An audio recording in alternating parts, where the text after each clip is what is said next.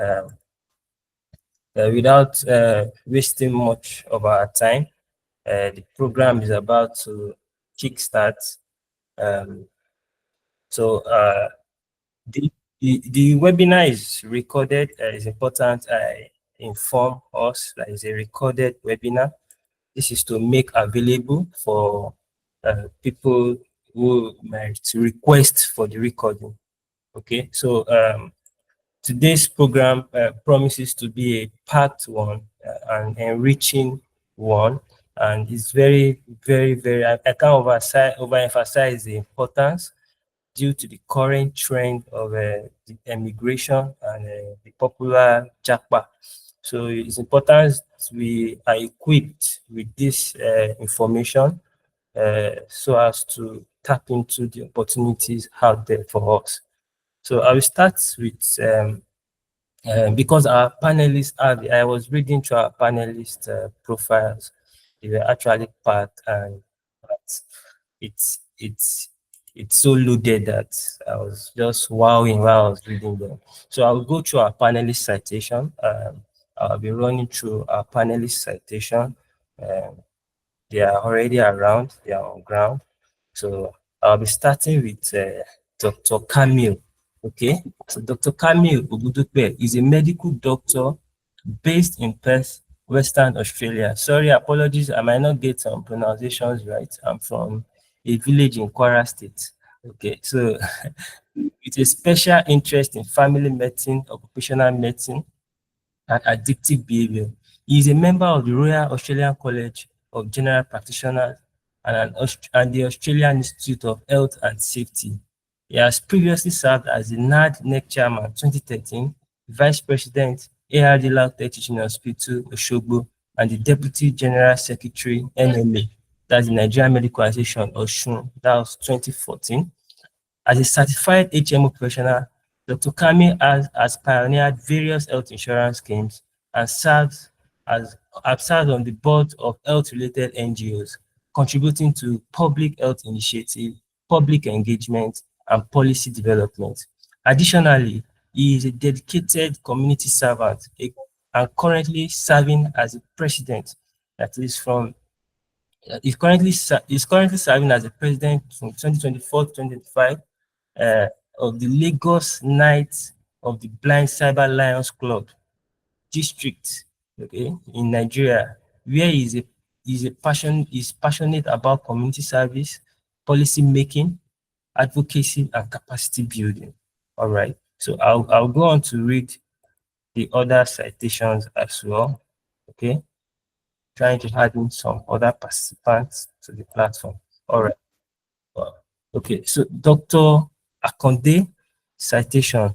Okay, so Dr. Ayodeji Majek Akonde is a dedicated mental health professional, teacher, and researcher with over 13 years experience in the field of psychiatry. He is currently working as a psychiatrist at the Neuropsychiatry Rehabilitation Center, Signet Heathers, West Bromwich, UK. Prior to this, he worked at Signet St. Augustine's Hospital, Stoke-on-Trent in UK before leaving Before leaving Nigeria, he worked for about 3 years as a consultant psychiatric at State Specialist Hospital, Osogbo. He obtained his MBBS degree from the College of Medicine of the Ladoke Akintola University of Technology, Ogbomoso, Nigeria. He is a fellow of the National Postgraduate Medical College of Nigeria in Psychiatry. He is currently an affiliate member of the Royal College of Psychiatrists in the UK. In his free time, he enjoys watching football, and playing checkers, listening to music as well, and spending quality time with his family. Right.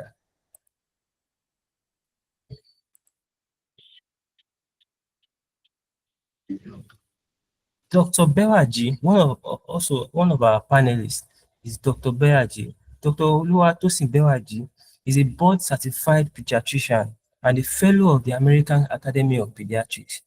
He went to medical school at Ladoke Akintola University of Technology in Osogbo. He obtained his Masters of Public Health degree at Texas A&M University before going for medical residency training at Texas Tech University of Health Science Center in Amarillo.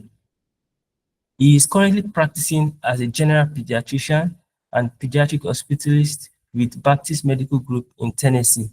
He is a dedicated husband, father, who is passionate about health and well-being in general, especially concerning children. Thank you very much, sir, for having you. Okay. Um, the next panelist I'll be reading the citation is Dr. Adeyemi Benson, which Dr. Olufikayo Adeyemi Benson is a dedicated healthcare professional and a global leader. He is going to be our moderator for today. He is the executive director of the Sage and Enamel Foundation, SANDEF, the Benson Adeyemi Foundation, BAF, and the vice president at the United Nations Association, USA, Greater Chicago area. He holds a medical degree from Ladoke Akintola University of Technology, a master's of public health from the University of Illinois at Springfield, US, and a Doctor of Philosophy, PhD in Community Health and Preventive Medicine from University of Illinois at Urbana-Champaign. Olufikayo teaches epidemiology, global health, and demography in Nigeria alongside biostatistics at the university in the US. As vice president at the United Nations Association in the US, Greater Chicago area, it drives initiatives aligned with United Nations Sustainable Development Goals. He has extensive experience in Nigerian healthcare and is passionate about community health, particularly in nutrition, area of maternal health, and health disparities. So he is going to be our moderator for today. Uh, I'm going to read out the citation of Dr. Fawole.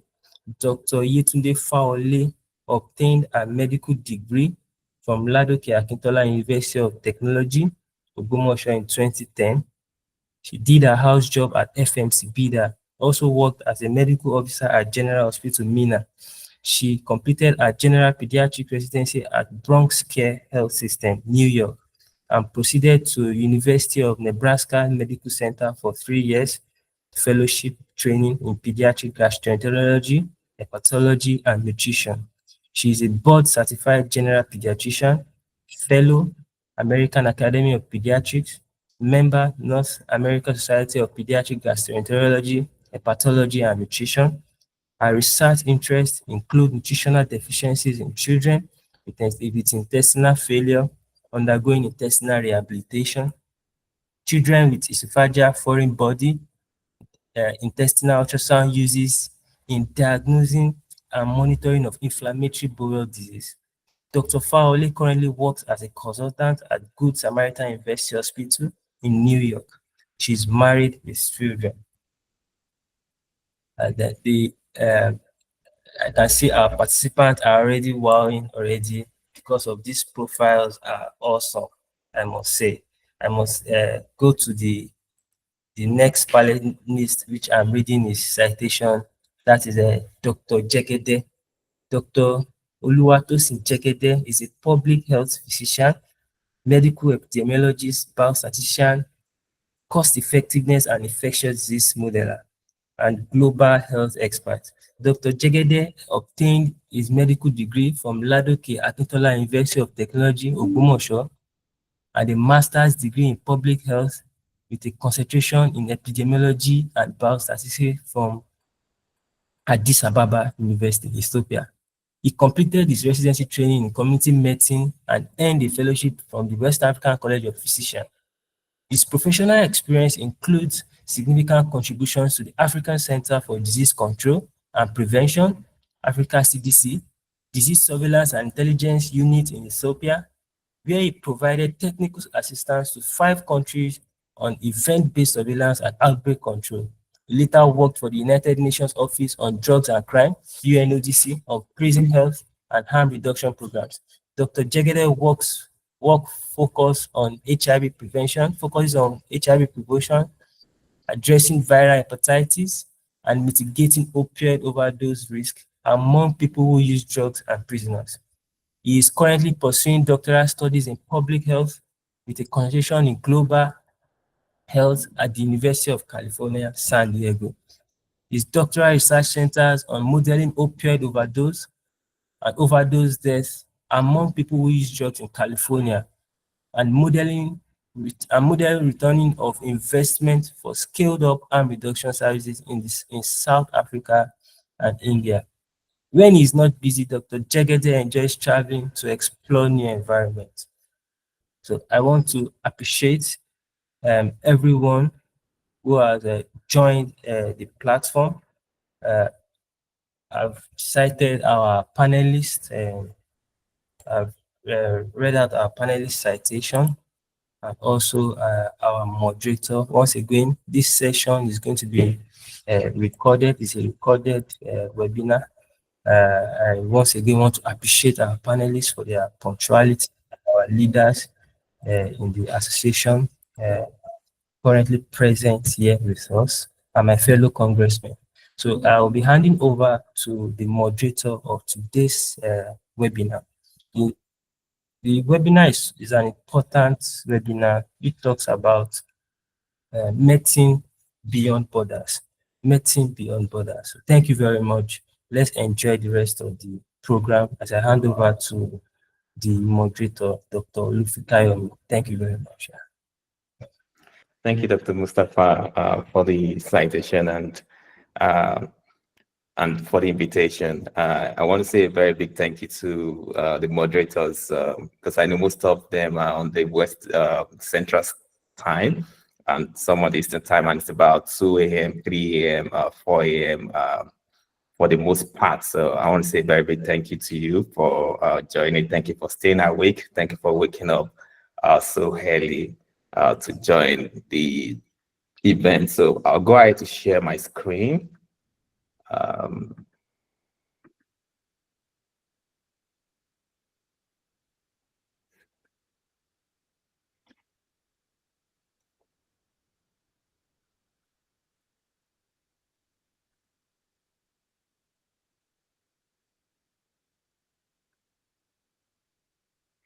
So the speech is going to be very short. It's just about 15 slides, and my job today is just to lay a background, a background for the panel discussion. The main conversation would be, the panel. So I'm just going to run through my slides, make it as, as very concise as possible, because the main goal for today is for us to give, room for the panelists to talk. So it's just going to be for about 5 to 10 minutes, and then we can go into the panel session. So it's a real pleasure to be here, and thank you so much, the ARD, for the invitation. My name is Mikael Benson, and I'm a graduate of LAUTECH. I currently work at the intersection of health systems, strengthening the global health advocacy. Today's topic, medicine beyond borders, exploring global career pathway in healthcare, is something that is really, really germane, something that is really, really dear to my heart. And, in the next few minutes, I'll just walk you through a landscape of global opportunities in healthcare, opportunities far above and go beyond borders, limitations, and even the current imagination. So whether you're interested in clinical research or clinical medicine or research itself or technology or public health or policy, I want to let you know that there's a place for you on the global stage, and then I'll be setting a pace for the exciting panel session. That's just majorly what we'll be doing today, exciting panel session that follows. You hear real stories for people, colleagues, my own egbons who are living on this global path, people living in Australia, the UK, the US. Unfortunately, we couldn't get anyone from Canada, but hopefully next time we'll be able to get someone from Canada to share the experience. So first of all, why does global opportunities matter in healthcare? We all know that healthcare is a global concern. The pandemics, the technology, migration, and collaboration has really made healthcare very interconnected. Someone can be in China, or someone can be in the US and consult in Nigeria. So technology and the fact that people are migrating from, either Nigeria or, India or even UK to Australia has made healthcare really interconnected. And healthcare is needed everywhere, either in rural area or in high-tech research hubs. Everybody needs healthcare, even in the US, even in Australia, even UK, even in Canada. Everybody needs healthcare. And, there's access to global opportunities, which means improving your own career while contributing to global health equity. Some people will say, oh, why do you want to japa, or why do you want to travel, or why do you want to, leave Nigeria even after your residency? It's really not necessarily because of course, the money is very important, but sometimes having access to this global opportunity improve your own career as a person while you're contributing to global health equity. And of course, international exposures foster innovative thinking and broader understanding of health system. You can never know, sometimes there's this adage that would say you don't know what you need until someone sells you. Sometimes you probably will not know that, oh, I need this. So until you travel, until you're exposed to this international, opportunities, you may not know the extent to which healthcare has gone. So I put it this way, I just put it an adage that your medical training can serve more than your local community. It can serve the world. It's not just about finishing residency in Lautech, Oshogbo, or finishing residency in Lautech, Ogumosho, but it's about serving the whole world. So don't let anybody guilt trip you that, hey, after spending 6 years or 7 years or 5 years in residency, you still want to go and start all over again. It's not really about starting all over again. It's about using your medical knowledge rather than serving your community alone, but serving the whole world. So what are the benefits of global healthcare careers? What are the benefits? Why would you want to travel? Why would you want to finish your residency program? Or why would you want to, pause your residency program and take on global health opportunities? One, access to cutting-edge training. There's exposure to modern equipment, clinical trials, and international standard. Not to say what we're doing currently in Nigeria is subpar or limited, but the truth is you would have more exposure to modern equipment, state-of-the-art equipment, current clinical trials going on, and international standard. And of course, we all know that many countries offer better pay, especially the exchange rate that is not smiling. Either you're in the UK earning pounds, or in Australia or in the US earning US dollars. There's more pay, there's benefit, and of course, work-life balance. And you learn to develop you learn new systems, policies, health approach, which enhances your expertise. I cannot, overemphasize this, that, the expertise itself, which will be a benefit to you as a person, and then you being benefited can help the community. And, working in a multicultural teams foster cultural sensitivity and richer patient care. I'm still going to talk more about, cultural sensitivity in a couple of slides, and then you can have that opportunity to contribute to policy making. Not like, oh, because you're a resident doctor or you're a doctor, you can't, you can't talk to the government, or you can't, suggest stuff over outside of the country. You can contribute to policy, you can contribute to education, and you can have access to care globally. And then you can also build relationships with top experts and organizations. Big organizations like Mayo, Harvard, even in the UK, you have access and you can build relationship with top experts and organizations. And international roles actually build your problem solving and adaptational skills. You can never imagine the number of problems, or not like problems, but approaches that you face, and there will be guidelines to solve them.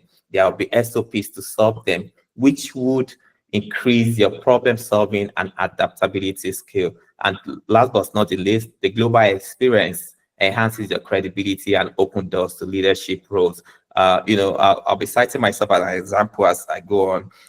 Most time when I'm in Nigeria, or when I'm talking to people, and then the conversation just leads to me having a PhD outside of the country, I see that countenance. I see that there's always a change in countenance when the approaches reaches, oh, you went for you had a master's outside of the country, or you have this degree outside of the country. The countenance always changes. So the global experience would, it's unfortunate that's the climate in Nigeria at the moment, but it enhances your credibility and open doors to leadership role. So even if you're thinking about, you're doing residency in Nigeria and you're not planning to leave, but getting a certification here or maybe in Harvard or somewhere outside the country, open doors to leadership role. So pathways to clinical international careers. I'm just going to run over this because we have panelists that are really, really, really loaded that they're going to talk about this. So clinical practice abroad, you can gain licensure via exams just like the USMLE in the USA, PLAB in UK, AMC in Australia, and that of Canada as well. And then you can practice medicine in developed system. If we're looking at global public health and NGOs, you can work in NGOs such as WHO, UN, and Global Fund to tackle diseases, systemic strengthening, and health equity. You can look into clinical research at a pharma, so you can be a CRA, a clinical trial manager, and then some other stuff in clinical research is that pharmacovigilance, and you have the opportunity to work on multinational drug development. If you're looking at health and technology and telemedicine, you can join global health tech startups, provide teleconsultations and innovative through mobile apps. And the good thing about this is this can be done remotely. You can be in Nigeria and still earn dollars. You can be in Nigeria and still earn pounds. So telemedicine and health technology has given, way to so many people that you can be in the comfort of your home, do telemedicine, and then earn your money. And then if you're looking at academia and health policy, you can teach in universities abroad and advise ministries of health, contribute to think tanks and global policy development. And, just like I said a few minutes ago, a bonus pathway is medical writing. So many clinical research organizations are looking for doctors who can be their medical writers, who can be on, their medical monitors, and you can turn your expertise into content, writing SOPs, writing protocols, writing so many developing documents for these clinical research organizations. And the good thing is many of these pathways can be pursued remotely or through hybrid role. So talking about core competencies for global career, what do you need to set your pace for global careers opportunity in healthcare? The first thing is important is cultural competence. I want to believe most of us know what cultural competence is. It's the ability to adapt to different customs, values, and patient expectations. How this is done in Nigeria may be different from how this is done. Definitely is different from how things are done in the UK, maybe slightly different from how things are done in Australia, and different from how things are done in the US. The ability to adapt and not say, hey, I'm Nigerian, I have to call someone sir or me or this. The ability to adapt is really, really, really, really, really very important. You have to be flexible. Of course, there'll be cultural shock when you start, but the ability to be flexible is one of the major core competencies for global career. And of course, communication, clear, concise, and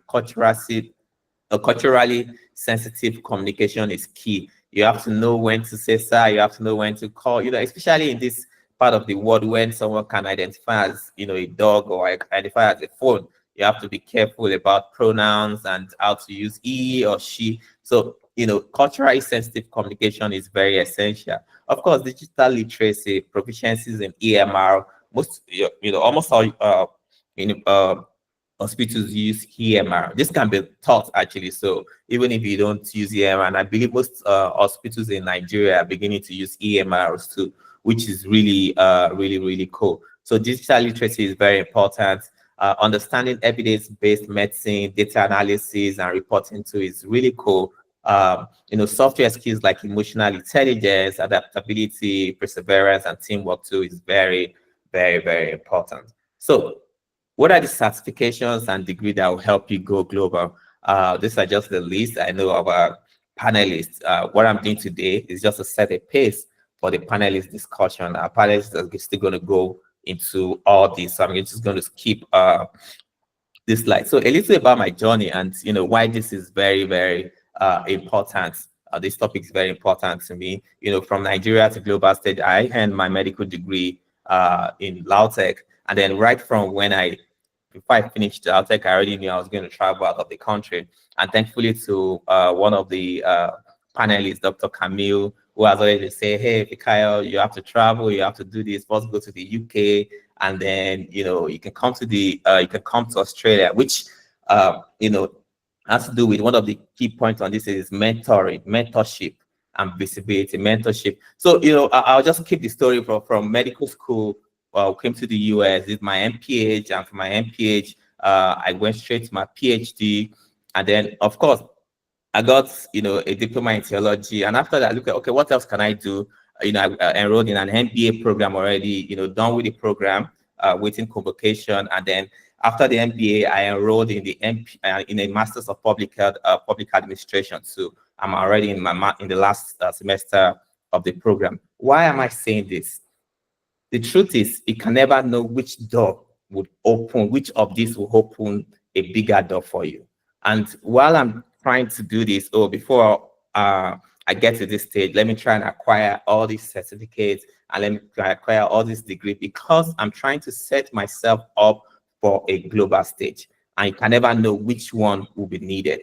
And of course, my early involvement in volunteering and NGO has helped build my foundation. I'm always trying to volunteer here, volunteer here, volunteer here. If there's anything, hey, Egbon, is there something you're doing that I can jump on? This, you can never know the impact of, volunteering and, doing free work. Not everything they have to pay you, or you have to get paid for this because, hey, I'm a doctor, you have to pay me for my time. Not every time. Sometimes you volunteer, you do your services for free, and you can never know when that would come back to you. I must tell you that my journey has not always been linear. It's not hasn't been all good and rosy, which I'm sure the panelists too would tell you today. It's not really an easy journey leaving Nigeria, moving to the US, or leaving Nigeria, moving to the UK, or leaving Nigeria, moving to Australia or Canada. It's not a linear journey, but every role would have a skill, and you would also learn from every step you take. Either you're trying to convert your transcript through words, it's a lesson. And then this has created opportunities by saying yes to growth and visibility. I must emphasize that you don't need to have everything figured out now.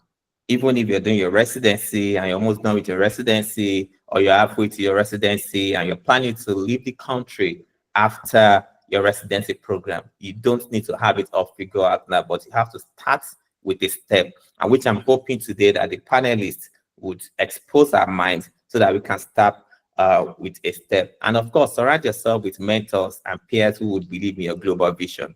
You can't do this with people who would say, why do you want to Japa? Or why would you want to, spend so much time after residency and go and start all over again? We've seen consultants. I tell you, by the time when we were in 400 level, and Dr. Ojema Kinde, when he traveled, that was when I knew that something is up somewhere. And then Dr. Mijuni also traveled, and then I think one other person also traveled. Full-blown consultants. That was when I knew that there's something going on somewhere. I don't know what it is, but something is actually going on somewhere. So you have to start thinking global and move with people who are going to support your dreams. So you have to use local experience to strengthen global relevance. Think globally, but act locally. So what are the challenges that you may encounter? I would just run through this slide because I know our panelists are going to do, justice to it. Fear and imposter syndrome. Am I good enough? Would they, where will I start all over again? I have a family, those are questions because I talk to a lot of people, coach a lot of people on this path. And the first thing people say is, oh, I have a family already. Where am I going to start from? How is it going? I'm going to go to feed the family. I'm going to support the family. But, thankfully today, we're going to hear from panelists how their journey went. They're going to be so vulnerable with us. They would share their own experiences with us. And like I tell people, money shouldn't be the first thing, because I don't know how the country is set up. I don't know how God has really made a country, but food would not be your problem. And the last thing you want to think of would be money. If you're hardworking and God is with you and this is your path, you would never go stranded. That is what I've observed from all these Western, countries, living in all these Western countries. So, the fear and imposter syndrome is a common but conquerable fear. And of course, limited access to information. And that's why we're setting up this panel session today, so that you can have access to current and opportunities, current opportunities. And, the financial variety is there, especially the exchange rate, either dollar to, naira to dollar, or naira to pounds, or naira to the Australian dollar. So that one too is very important. So we'll be sharing today, hopefully, about scholarships and remote role that exists. And then, of course, credential recognition, you may need to do your WEST evaluation. So one of the solutions would be to tap online, you connect with mentors, you seek opportunities with global relevance, and most of this stuff will be discussed by our panelists today. I have 3 more slides today. So what can you do today? If you've not taken anything out of all my conversation today, please take away this slide. This slide I feel, is the most important slide today. Define your passion. Identify your passion. What excites you? Most of us are doing residency at the moment, so I want to believe most of us know exactly where we want to land, what we want to do. But maybe for some few people who are yet to define, what they want to do after residency, this is a good time to define what excites you. Do you still want to go into clinical care, or you want to go into research, or you want to go into tech, or you want to go into teaching? Whatever excites you, you have to define your passion, and that would help you forge ahead. That will help you make the plans that you really want to make. And of course, do your research. Know the visa rules, the salary expectation, the licensing plan, and that's one of the things that I hope the panelists discussion today will do for us. Build your network. That is very important. Reach out to people, and I'm sure by the end of the panel session today, the panelists will give out their contact. They want you to reach out to them, for explanations, for guidance, for mentoring. So you have to reach out to people in your dream country or field, and then prepare a resume. That's has to do with personal brand. People want to check you out on Google. People want to check you out on LinkedIn. So make it global ready and stay informed. Follow all these pages. If you're looking at public health, follow WHO, follow Global Health Podcast. And I cannot overemphasize the need for volunteering, even if it's virtually. It gets you noticed and had experiences. Volunteer for either this international organization, even if it's virtually. Very, very important. Volunteering is very, very important. Now you can join professional associations too, and be bold. Apply, inquire, and follow up. You'd always apply, you'd always get rejections. Rejection is part of life. I can't, tell you the number of rejections that I got when I was applying for my PhD program. But you just only need one, and that one would open, the door for you. So as I round up my conversation today, because I was hoping I would round up within 10-15 minutes, we'll be hearing real stories from the field. We'll be hearing stories from Dr. Camille Oguntikwe, we'll be hearing stories from Dr. Ayodeji Majeka Konde, Dr. Yetunde Fawole, Dr. Oluwatosin Tegede, and Dr. Oluwatosin Bewaji. And I want to say a very big thank you to the panelists, because, like I said a few minutes ago, most of them did not sleep, or they woke up early just to be with us, or they're just leaving work and trying to juggle, other commitments together. So I want to say a very big thank you for, the time that you have, set aside to talk to other colleagues as well. I'll leave you with this quote, that you can choose courage or you can choose comfort, but you can never choose both. Oh, Nigeria is hard, the residency program is hard, this and that. But, to travel out to, you need to spend a lot of money, you need to do this, you need to do that. So this quote has really, I resonate with it a lot, that you can either choose courage, the courage to want to leave, because I believe one of the reasons why you're here today is because you have, you have that plan, or something is telling you that, hey, what are the plans after residency program? Do I want to stay in Nigeria, or do I want to leave? So, and another spirit to tell you that, hey, the money is a lot, you can't do this, you can't do that. So you can either choose courage or you can choose comfort, but you can't choose both. I want to say a very big thank you to the organizers again for reaching out for us to discuss this topic. It's a topic that is really, really, really, really dear to my heart. I just wish, I tell you that if I have the power, I'll just take everybody.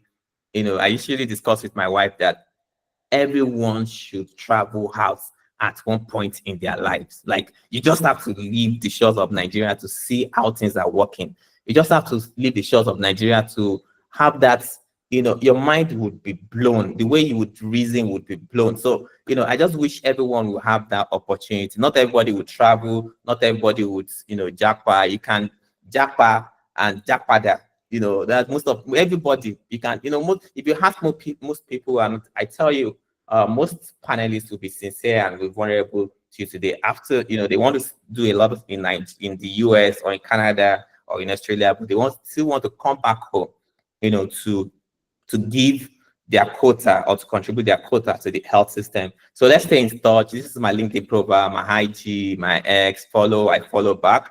And thank you so much once again. God bless you. So I would end my slides and move over to the panel session real quick.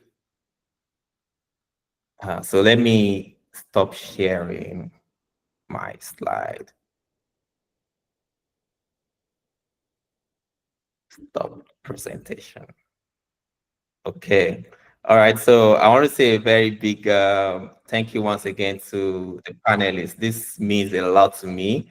Really, really means a lot to me because when I approached them, none of them said no. And, I feel humbled, very, very, very, very humbled to be able to speak to all of them. And they were able to say yes. They were really excited. And, someone like Dr. Jagede's time is, I think, 2 o'clock. Dr. Fawale's is 2 o'clock, and most of them have not even slept so that they can, attend this. Dr. Majek, like I spoke to, also had so many stuff to do. Dr. Camille just leaving work, and while Dr. Bewaji too had to wake up early in the morning to do this. So thank you once again. I feel humbled. I feel super excited to be the panelist for today, to moderate my Egbons. I call all of them my Egbons. So I'll start with general questions, which please, any one of you can jump on it. I'll call names, but if you feel like you have something else to contribute to it, you can just let me know. So the first question will be to Dr. Camille. That's, what are the key pathways available for Nigerian trained doctors or residents who want to practice or further their careers abroad? So Dr. Camille is based in Australia, Dr. Majek is based in the UK, and Dr. Oluwatosin, Dr. Fawale, and Dr. Bewaji are based in the US. So I'll give Dr. Camille just 30 seconds to just talk. Dr. Majek, 30 seconds, and any one of my Egbons in the US can jump on it to just talk for 30 seconds. So let's talk about the key pathways for your own country. If someone wants to move to Australia, I'm thinking about Australia is far, it's about 48 hours. We've not really heard anything about Australia. What are the key pathways to within just 30 seconds? Because I know we're still going to, talk about the licensing pathway. So that's just, this question is just to break the ice, Dr. Camille. Or Dr. Gundipe, I apologize. I call him Dr. Camille because we have a relationship outside of professional work. And you're talking on mute, Egbo. Yeah, Camille is fine. Can you remove the doctor, please? Yeah, lie.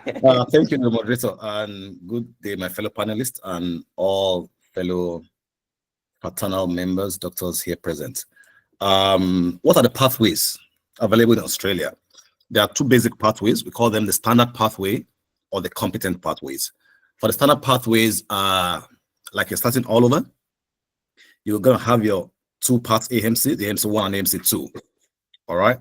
And you have your English proficiency, and you can start as what we call a PHO or an RMO. A PHO is like an SHO, senior house officer, or a resident medical officer. And you start all over. All right. For the hospital system, for the GP system, same pathway, standard pathway.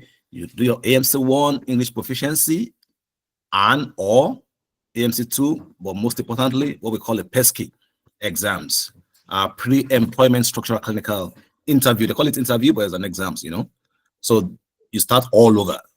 That's standard pathway. For the competent pathway are those that are consultants.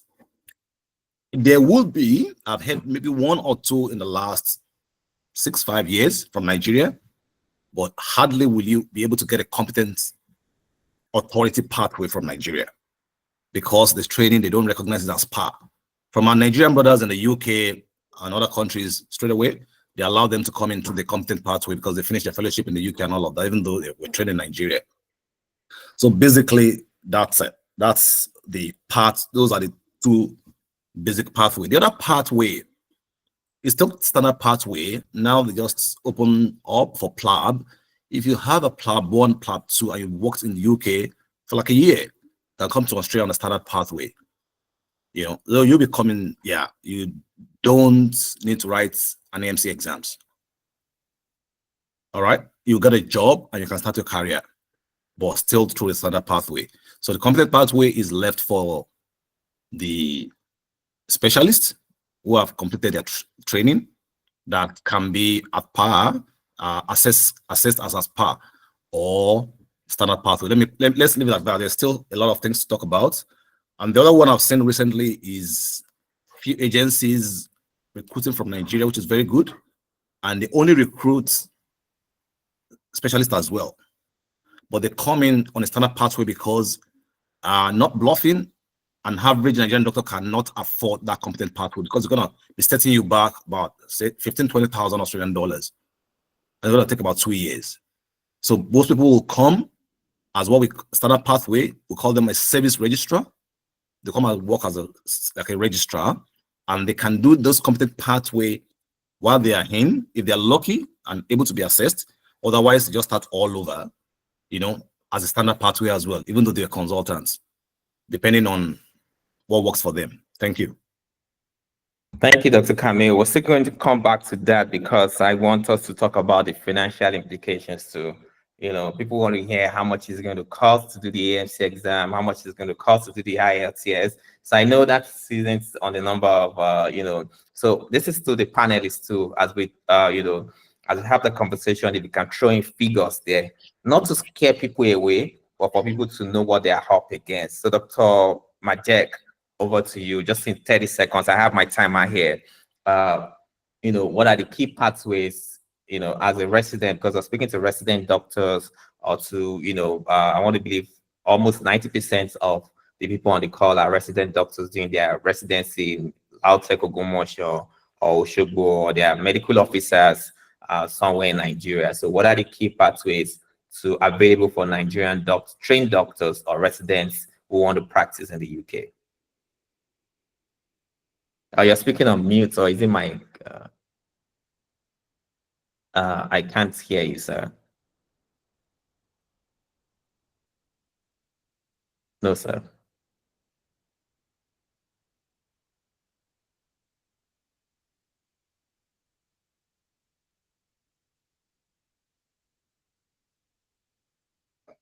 No, sir. So while Dr. Majek is trying to sort out the technical issue, I want to call on Dr. Fawale.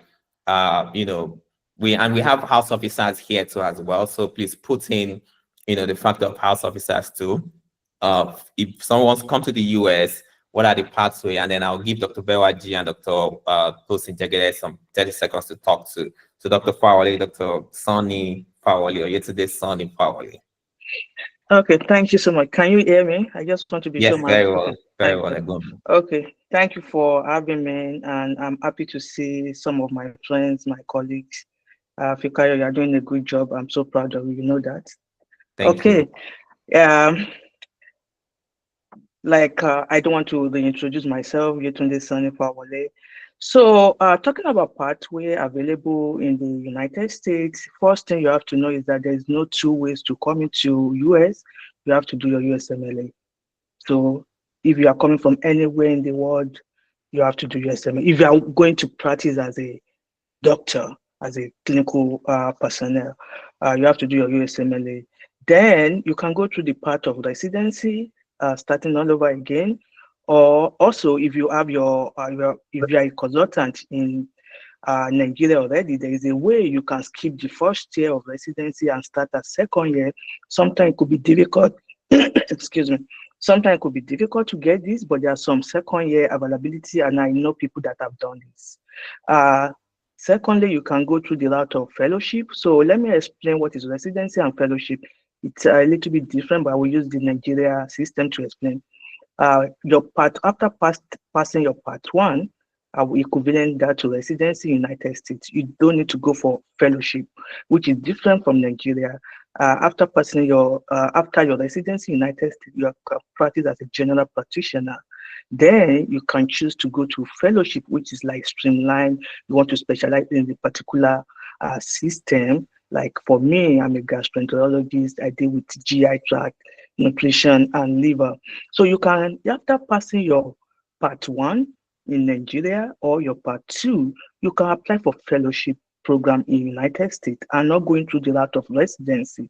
But like I said, you have to pass USMLE.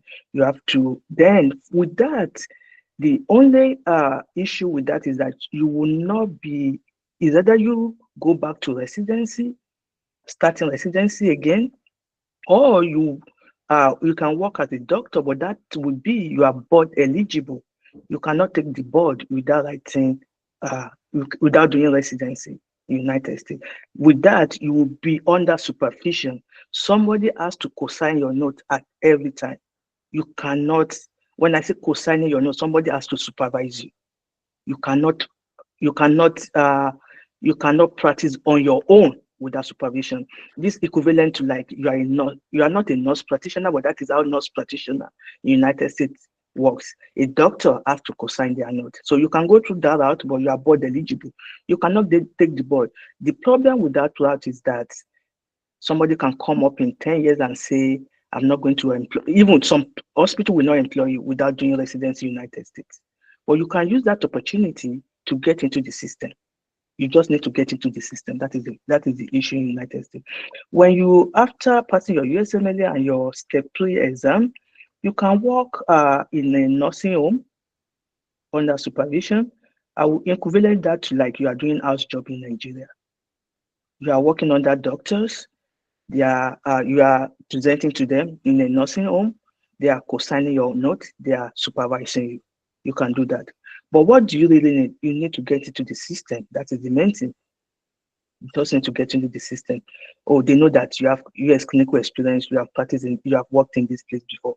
I've said that. So those are the, you can also do non-ACGME accredited fellowship where, so ACGME is like West Africa or national postgraduate bodies in Nigeria that regulate residency. So when you are doing non-ACGME, nobody's regulating, nobody's supervising you, you are not doing any exams, you are just working there to get into the system, to know how things work in the United States. So those are the available ways you can get into the United States. But no matter which way you are going to, you have to write USMLE. Thank you. Thank you, Dr. Fawale. Thank you. So before Dr. Jegede and Dr. Bewaji talks, I'll go back to Dr. Majek. And Dr. Majek, I want to put it this way. When you're talking about the key pathways for available for Nigeria, let's talk about the typical routes to that's house officers or residencies. Just talk about the typical routes for them to transition into the UK. Thank you, sir. Yeah, thank you very much. I hope everyone can hear me now. Yes, very well, sir. Very well done. So sorry for the technical glitch. Yeah, and I appreciate everyone. I'm so glad to see my colleagues, everyone. Yeah. Okay, so for UK, I think UK is a little bit more relaxed than every other country, I must say, and it's more open. We have various options. So I want to categorize my options into clinical medicine. If you want to go into research, if you want to diversify completely from medicine, various pathways. So for clinical, the main goal is to get your GMC registration, license to practice in the UK. And the first pathway towards getting that is the CLAB exam, which is now called UK MLE now. I think they're copying the United States, United Kingdom Medical Licensing Exam. That's the first pathway. And it's applicable for everyone, right? From house officer to consultant, you can write this exam and get into UK, get your GMC registration. The second pathway, and this is applicable to people who are already in specialty training, residency training, depending on your specialty, you can get GMC registration through Medical Training Initiative of the college of your field. For example, let me use myself as an example. I'm a psychiatrist, so if I'm training in Nigeria, I'm a senior registrar in Nigeria, I can get into UK through Royal College of Psychiatrists Medical Training Initiative. Does that make sense? Then another pathway, which is quite similar to MTI or Medical Training Initiative, is the clinical fellowship pathway. Now, it's very similar to MTI, but in clinical fellowship in a program, it is not the Royal College of Psychiatry that is doing that, but different NHS trusts can bring you from Nigeria if you are already in that field. For example, if in Wolverhampton, very close to me here, I have a lot of Nigerian friends who came into Wolverhampton through clinical fellowship, endocrinology, neurology, different fields of medicine. They can bring you in and get into UK. That's the third one. The fourth, another one, oh, I forgot this, is apart from PLAB exam, there are other exams depending on your field also. In psychiatry, if you're already in training in psychiatry in Nigeria, you can just decide not to do PLAB or UKMLE, start your membership of Royal College of Psychiatrists exam straight away. If you're able to complete all the exams right from Nigeria, then you can get your GMC registration. And that is applicable to other fields as well. And member Royal College of Physicians, MRCOG, that's for ONG, MRC Surg, that's for surgical specialties. All these exams, through all these exams, you can get into UK and GMC. And one key that is very important for all these various exams, all these various applications, MTI, clinical fellowship, is your English test. IELTS is germane. There is no, I think that's the only big one that is connecting all of them. But once you have your English test, with all these other pathways, you can get into clinical training in clinical practice in the UK. Then for other ones, training and research, you can come in through study. And I have a friend who just came in to have his MPH and is working as a project manager in one of the vaccine companies like that. And he's a doctor, he's a public care physician in Nigeria before he came. So that these pathways are always also available. Thank you very much. Thank you, Dr. Majek. Thank you so much. I'll move straight to Dr. Bolaji, and then let's talk about how does the US system, how do they access international graduates, and what do they value in applicants? Let's say someone has written, just like Dr. Fawale has said, someone has written their USMLE, they are board certified. So how do they access international medical graduates, and what are those stuff that they're looking for in the application? All right. Thank you so much, Fikaya. And I'll echo everything because some of my senior colleagues and big colleagues from medical school and everything are here. My seniors from school and even in the medical profession in the US, Dr. Fawale was one of the people that actually helped me even when I was trying to. So one of the things, connections are important. So that's why I known each other, forming connections and things like that. But anyways, to the question that you asked, Fikaya, if I'll get you correctly, you're asking how the US system assesses their applicants, correct? Yes. Let's say someone is done with, they're both certified and they're applying to match. What are those things that someone should look at, the US system is looking out for in the applicants? Okay, great. Okay, great question. So usually now, as has been forementioned, for the US system, it's also kind of simplified. Getting into the US system is through the USMLE exams. There's literally no other way around it. The US system doesn't have any setup for general practice or anything like that. Yes, there are some states that are starting to make some rules to say, okay, you may not need to go through the entire residency program, but as Dr. Fawale was explaining, most of the time you kind of practice under the guidance or supervision of someone for a stipulated amount of years. But even if you go through that pathway, you still have to be ECFMG certified. So now to the question of if you're already ECFMG certified and you've already written your exams and you've passed them, essentially getting into the residency program the level of assessments that they put to it, number one, which is always the most important, your scores. So that's always the big, because as we talked about, there are just different layers of requirements when it comes to getting in for a residency training. Since that is the most the mainstream pathway to practicing in the United States. So getting in for that residency training, the main thing they look at, there are other things. So it's not just about scores, but what boosts your chances the most are your scores on the exams. Now, to quickly go through it, and I know we still have time, please, FK, please let me know how many seconds or minutes. 30 seconds more. 30 seconds. Okay, great. Yeah, so I know we'll still get to many other questions. So, but the main exams are the USMLE Step 1, USMLE Step 2 CK. I believe they eliminated the CS exam, but they replaced it with, as long as you've passed some kind of clinical proficiency in your country, and then you have to pass like an English proficiency, occupational English test or something like that.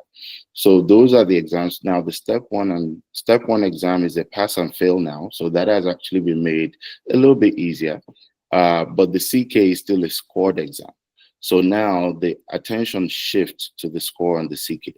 Other things that they'll look at, things like research experience can come in.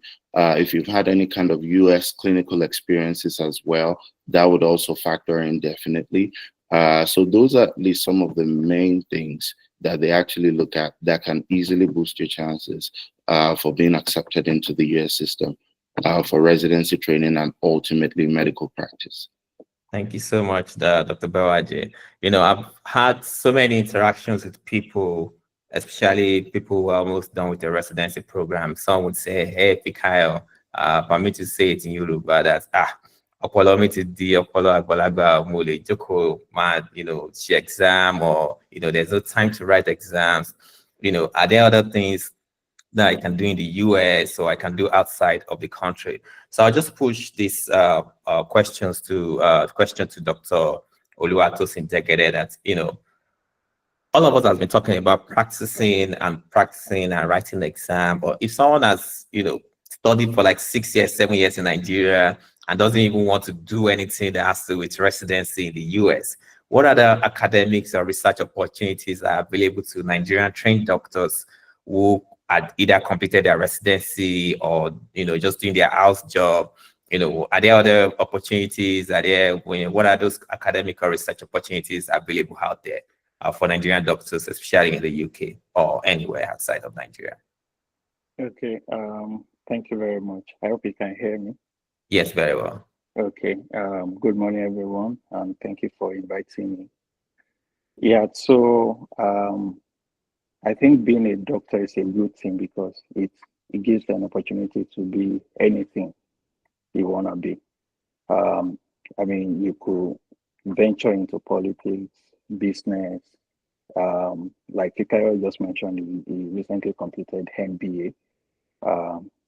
So you could do anything with your medical degree. That's the first thing. So you don't have to think that it's all about residency. So I think the most important thing is to follow your passion. But I also believe that whatever you need to do, you have to think about it critically and say that, is this where I want to be? And at times it might not be clear. At times it's just maybe something that springs up in your mind and you feel like, let me pursue it. And then you started and it feels like, oh, I don't think I'm in the right track. I think I have to. So there's always room for trying various things. But I think you just need the internal drive. That's very important because no matter what we say here, we will stop for, let's say, 1 hour, 2 hours, and everybody will go back to sleep. But some people will not take any action. So I think the very important thing is have your internal drive. Make sure that whatever you want, you are pursuing it and asking questions. So Fikayo mentioned mentorship, very relevant. Now to the question, as a doctor, you have already qualify to be, go into a master's program. You could start a PhD program, or interestingly, you'll be surprised that you could actually do a postdoc program as a medical graduate, even if you have not, done any other thing apart from MBBS. So it just depends on what you want. So the first thing being going into master's program or MPH, or because that's like the commonest thing to do. With your MBBS, you can apply for a master's in public health program. It could be in epidemiology or global health or health policy, because some of us want to be CMD or something in the future. So, and you need those degrees. And at times it could just be like doing 1 year or 6 months fellowship programs. US has a lot of fellowship programs for doctors that you can attend, a lot of certification programs that you can do, and then you can come back to Nigeria, finish your residency program, and determine what you want to do with those certificates.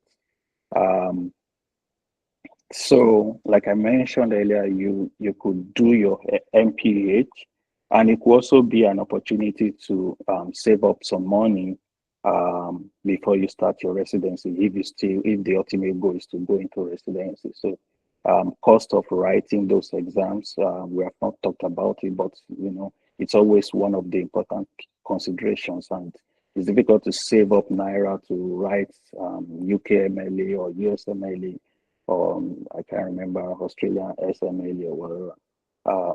So it can be very expensive. So one of the opportunities you can take is to go into a master's program or a PhD program that is fully funded.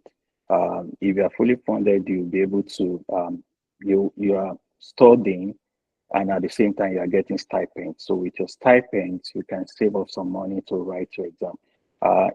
It might be a little challenging because MPH or PhD in itself is taxing in terms of time commitment.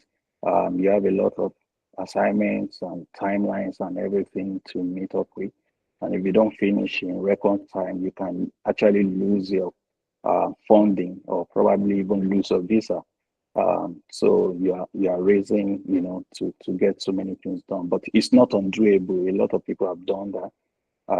And they have been able to get through with it. So you can save up money for your residency from there. Then, as I mentioned earlier, you can also do a postdoc. Doing a postdoc means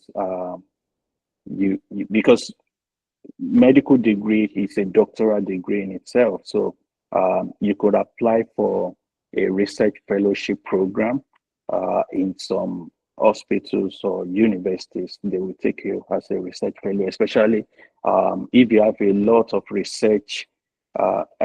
People who are already consultants and maybe lecturers in university have a lot of research background, a lot of publications. So they have experience doing research. They can apply for postdoc positions and come into the US through that route.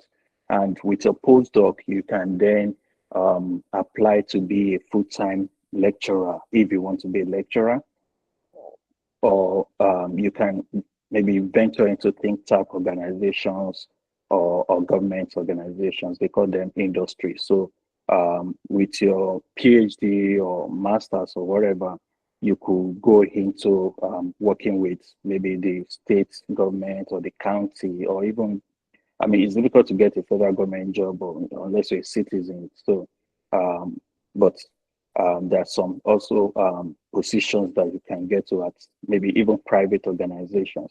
The other thing you could also do is to do a master's program in clinical research.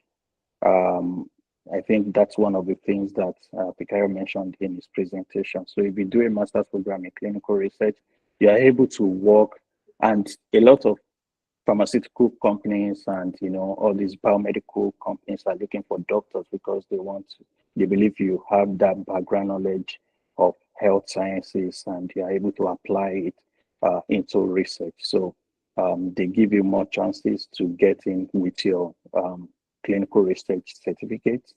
and then and they pay good money. So those are some of the things you could do outside residency. Thank you so much, Dr. Jagede. Thank you. So before I take the next panelist, I see Dr. Akonde's hand on. Dr. Akonde, you have the floor. Yeah, thank you so much. Just to add to what Dr. Jagede mentioned, also we can also venture into other fields of medicine. I know people who go into postgraduate training, training, not training, master's or PhD in things like neuroscience, neurogenetics. These are very big things now. You know, it's not necessary that you go into a public health or clinical research. Neurogenetics is something that is quite big now. Neuroscience, neuroanatomy, anything. And you can want to be, okay, I want to do masters in anatomy, just gross anatomy and stuff like that. And you will really push a lot of effects in those fields. That's just what I wanted to add. Thank you. Thank you, Dr. Majek. So I would go over to Dr. Ogundipe now. We're diving deep into the conversation. So let's talk about the challenges that the Nigerian doctors face when entering the Australia healthcare system. I want you to be vulnerable as much as possible. Maybe cite your own personal example if need be. Talk about the financial implications too, if need be, because people want to hear, but hey, it's okay, you want us to travel out, it's okay, but what does it cost to do these exams? What are those challenges? So we'll talk about in just 2 minutes, because I'll be timing, maybe 3 minutes maximum. Let's talk about the challenges first. It might not even not be financial. Let's talk about the challenges first, and then you can slot in, the financial implications too. As a policy, I try not to talk about finance to people. When people tell me, hey, I want to come and do a master's, I want to do a PhD. Because most times when you call finance, people dwell most on finance and they really don't pursue it. Because the money will always come. That's one thing I believe. Once you're on that path, the money will always come. So you can talk about the finance, but don't really dwell more on the finance. Let's dwell more on the challenges and, stay on the positive side so as well. Dr. Ogundipe. You're talking on mute, Egbon. Sorry about that. Thank you for that question. All right. Challenges in Australia. Unlike most systems, I'm going to be a bit frank. However, Australia is one of the best places to be, irrespective of how I put it today. And I'm going to be giving you some beautiful news to look forward to. Australia is one of the most unconventional country to transit into practice in the world. It's not straightforward as US, it's not straightforward as UK, all right? They are quite conservative, and there's this, unwritten rules here and there. But however, we've seen our people get in, do their thing, and just smash it over and over again. I was explaining the standard pathway. Standard pathway, our exams is the most filled exam in the world. The AMC Part 1, about 30-35% pass. AMC Part 2 is about 18 to 20% pass. That's crazy, isn't it? Imagine 100 people doing exam and 80 people, 20 people passed it. It's crazy. Some of us did those exams 3-4 times. But guess what? Now you give up for couple, because I don't know about US, I know about UK. There is just too much money to be made in Australia. I'm sorry to tell you that. It's too crazy. This money system is humongous. So the challenge is timing. I've not seen, in my 10 years in Australia, I've not seen two people with the same story practicing. It's never happened. It's just a crazy place to be. You have different stories. Your story is peculiar to you. So when you want to come to Australia, you have to make up your mind. All right. I'm a man of faith. So I believe there's an omnipotent. He plans, but he's the best of planners. is not straightforward. UK, pass your Plan 1, Plan 2, go and get your registration, you do all right. US, you pass your exams, you march, continue residency. Australia, IMGs, we have less than 30% of us in training. There's something they call, they can keep you on a resident medical officer for years. They can keep you as a service registrar for years without getting access to training. But we are getting inside. So don't let it deter you, but those are the challenges. You can pass, okay, there's no AMC1. Oh, let's start with challenges. There's no center in Nigeria. You have to go to UK, you go to Pakistan or Dubai, or you come to Australia to do your part 1. There's challenges. It's the most expensive exam in the world. AMC part 1 is over 3 million in Naira. You know, just imagine failing that exam twice. Traveling to do the exams, you know, the study time. That's the charge. That's part 1. But another good thing about Australia is that once you have the part 1 and English, you can start practicing. All right. However, there might be, I've not seen anyone who got a job with AMC1 and English from Nigeria, except you're a specialist. If you are even the senior registrar or an house officers, you can write AMC1. Don't leave Nigeria without practicing up to 2 years. It's going to be hard. Please. So you have to do your AMC1 and English. If you have just your AMC1 and English, you have 2 options. Another challenge is that you come in and visit someone, 3-month visa, and that 3 months, na gambulo. The people that you know, your network, have secured a job for you. Now, within your 3 months, you get a job and the hospital sponsors you, or the practice sponsors you. Second route, you pass your AMC1, you have your English, you want to go into GP practice, we get a practice for you. They send you offer, you accept your offer, you do the pesky online. You don't have to travel. You pass the pesky online, you go straight to APRA. APRA is Australian Health Practitioner Regulation Agency. They are the medical board, call them the medical board. They assess you, you can practice. All right. Once they assess you, they give registration, your visa takes less than 8 weeks. You come to Australia as a junior doctor. If you are AMC1 and English, you are not likely able to get to the hospital system from home. Most of the people that do that, they are in already, they've come for their masters, or they've married an Australian, they are here inside.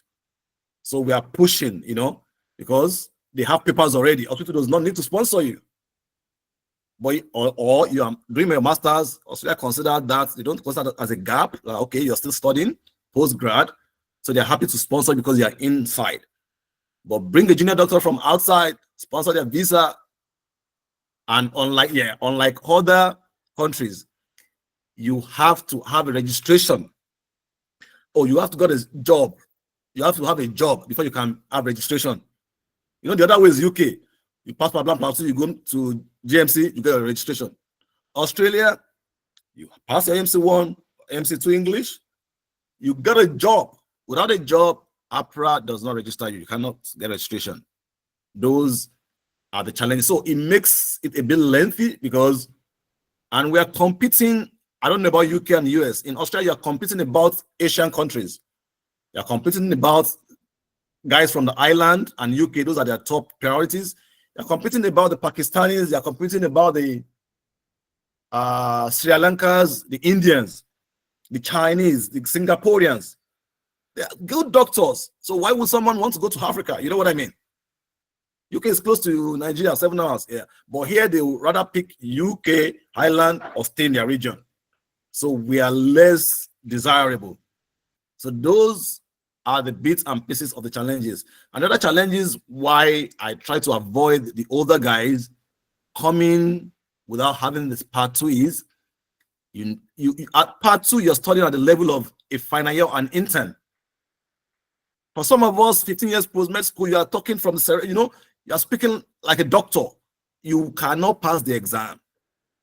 So for older doctors, you have to go for training, which will cost you another 5,000-6,000 to unlearn those things you've learned, to be able to talk like an intern, like an house officer. But for an officer or someone 1-2 years postgrad, I don't expect you not to pass that exam in 2 sittings maximum, because it's just you're just coming up. So those were challenges. I'm not going to talk about the money. Then the other one is, if you don't pass your part 2, you got a job with part 1. That's a GP or in a hospital. If you don't pass your part 2 in 3 years, you're going to be in big trouble with the medical board. They can withdraw your registration. You only have 3 renewal, because we renew every year, and you get stopped.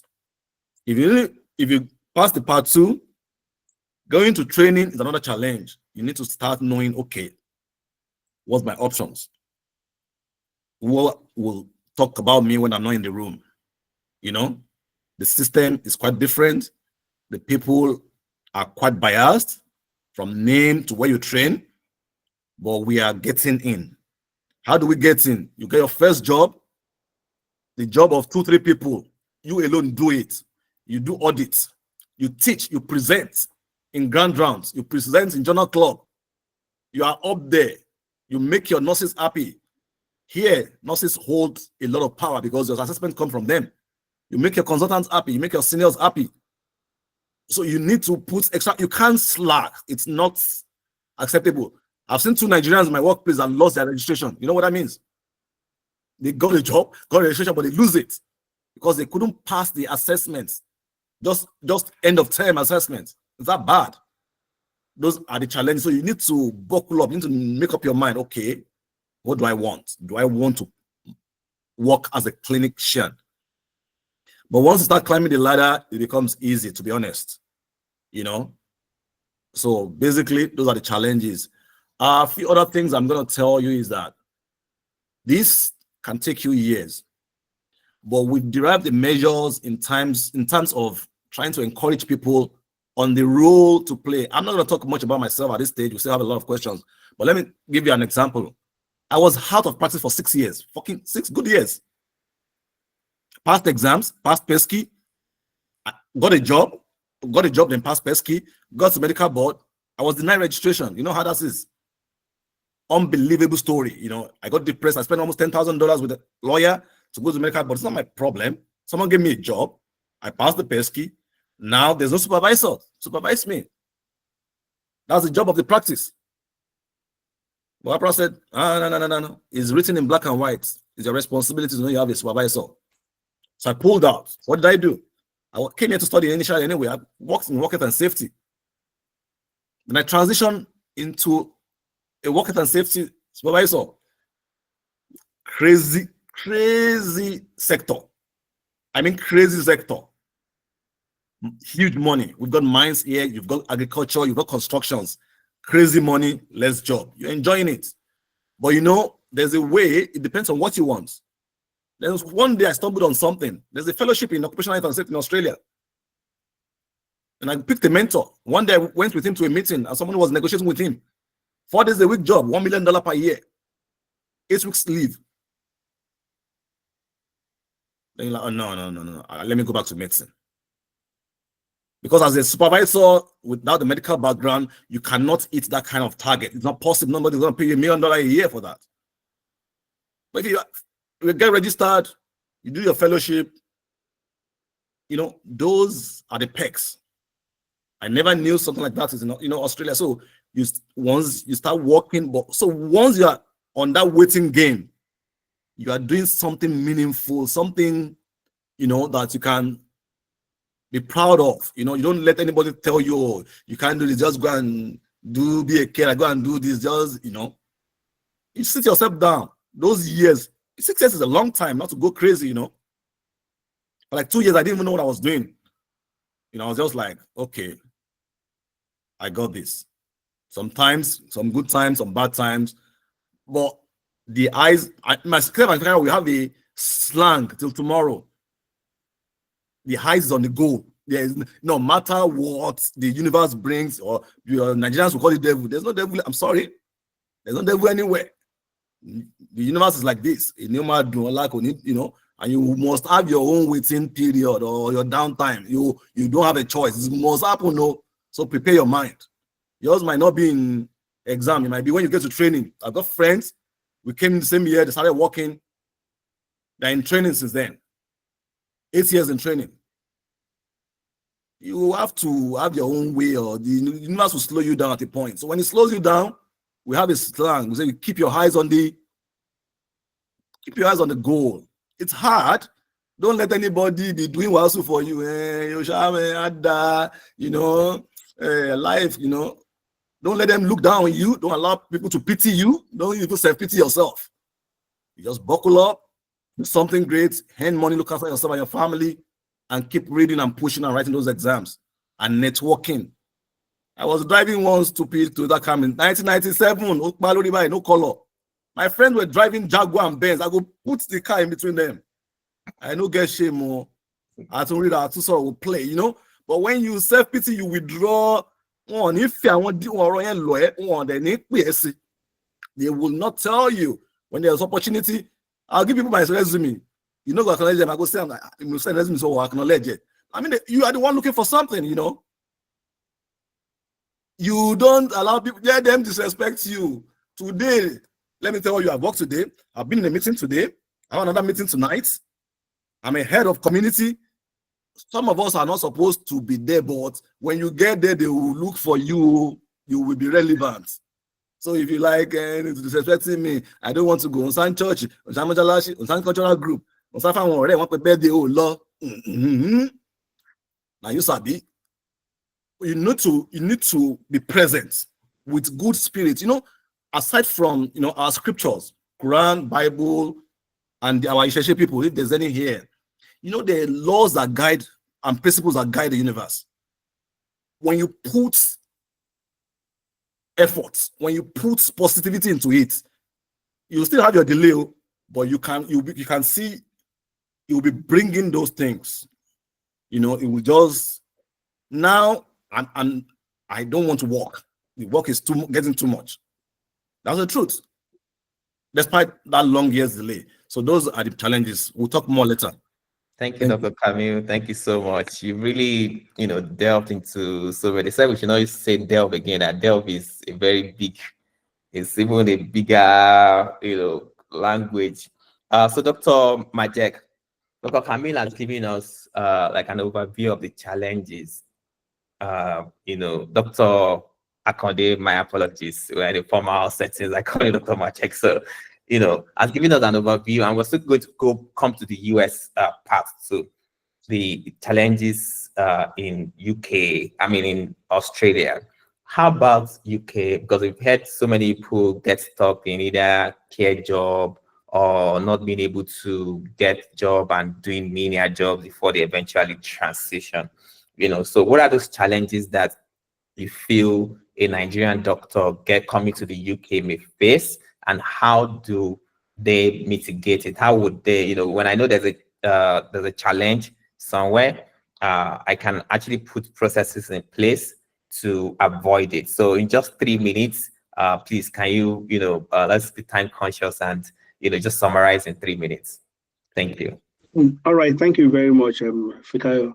And I appreciate Camille for that very practical discussion. You have spoken about not just the challenge specifically relating to the profession, but challenges about yourself, how you have to present yourself to the world, to the new world you are going, which is very good. For that. Now, I will categorize the challenges for coming to UK into two. Before you come here and after you are here.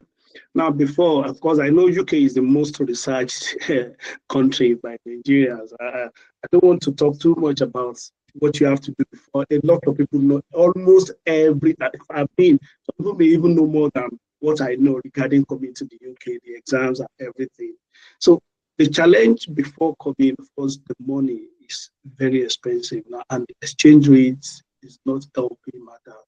So I think how you can overcome that is just try as much as possible to deprive yourself a whole lot of things. If you really know, because they're going to say something, once you have identified and defined your passion, you know what you want, just go for it and deprive yourself.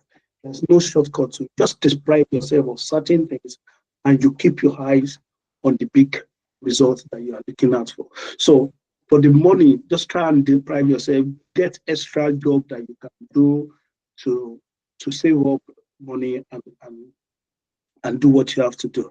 So, but now after the exam, the major challenge I see now is that for junior doctors or for doctors who are not specialized yet, it's a very big problem now in the UK, I must say.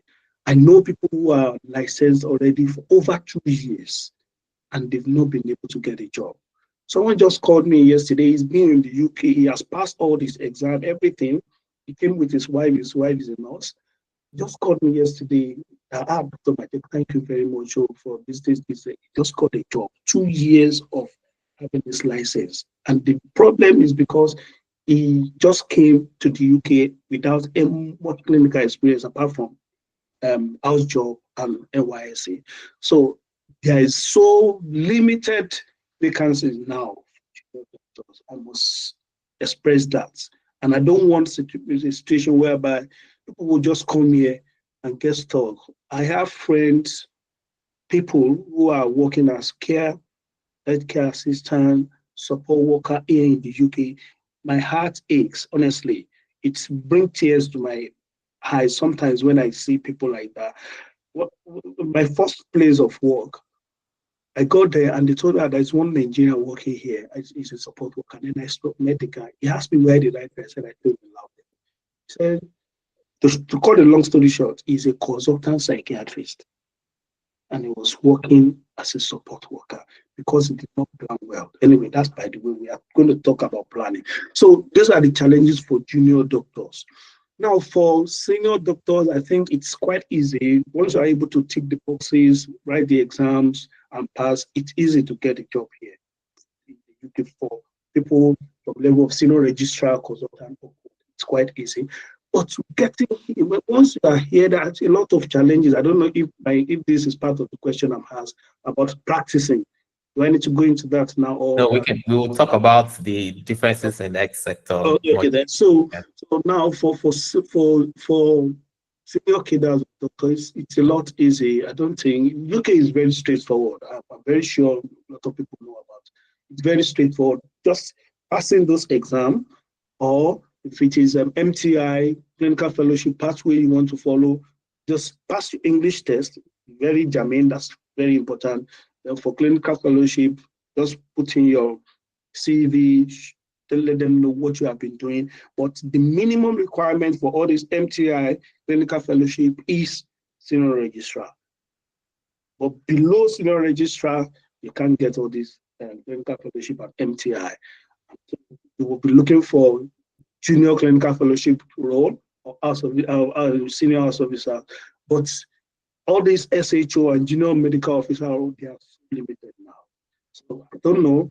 What I think we can do to mitigate against this is, even as you are planning to come to the UK, don't just limit yourself.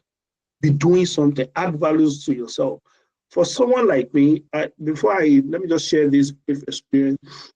Before I came to UK, I've already known that I was going to leave Nigeria, and US was the first thing on my head in the first place. And at some point, I said, okay, I need to start residency. I need to start adding value to myself. Even if I get there, I need to present something to them. So don't just focus on the coming to UK. Be doing something now. Everything, just think and pass it. So that value, you will be able to use it when you get here. Because these are the things they will look out for to get you jobs. Yeah. Thank you so much. Thank you. I'll go to Dr. Beraji. You came in, you did your master's program, and then during your master's program you prepared for the USMLE, and then entered residency. Not sure if you matched the first time. So, but let's talk about the challenges that someone, a Nigerian trained medical doctor or someone doing the house job, trying to get into the residency program. What are those challenges that they may face? And then just 2 minutes, and then I'll give Dr. Fawale opportunity to talk for 2 minutes too as well. Okay. Thank you, Fika. So, I mean, our panelists have said a lot. Some of the challenges that they've mentioned resonate. I like what Dr. Majek said about adding value to yourself. Now, to speak very quickly about the challenges, usually one of the big things is, number one, making the move. Like, there's always a confusion about am I supposed to, should I write the exam from Nigeria? Should I find a way to move to the United States and then write the exam? So it always depends on everybody's situation. And one of the things that influence or that could influence how you try to handle that kind of challenge is finances, because the exams can be costly. I know, I know we may still get into the financial discussion later on, but some of the ways that people try to get ahead of that is, thinking about, okay, if you're which is what makes adding value to yourself very important, because either you're working in Nigeria or you're planning to move to the United States, you have to have a plan. So planning is actually one of the, okay, how do I want to go about this? So first of all, researching to know exactly what the path you want to choose entails. Because one of the issues that can happen, or that I've seen happen with people, is they dabble into it without getting the full picture of what they're getting into. And a lot of times, planning properly, researching, okay, if I'm doing the USMLE, what do I need to do? How much is the USMLE exam? Can I, how can I afford this? How can I pay for this? Because that can then influence how you actually surmount the challenge of, okay, if I keep doing my work in Nigeria, either as a medical officer, a house officer, a resident, can I save up to be able to afford some of these exams, write it from here, and keep going gradually from there? And then give yourself patience. Patience is the other thing, because the process may take a little bit of time.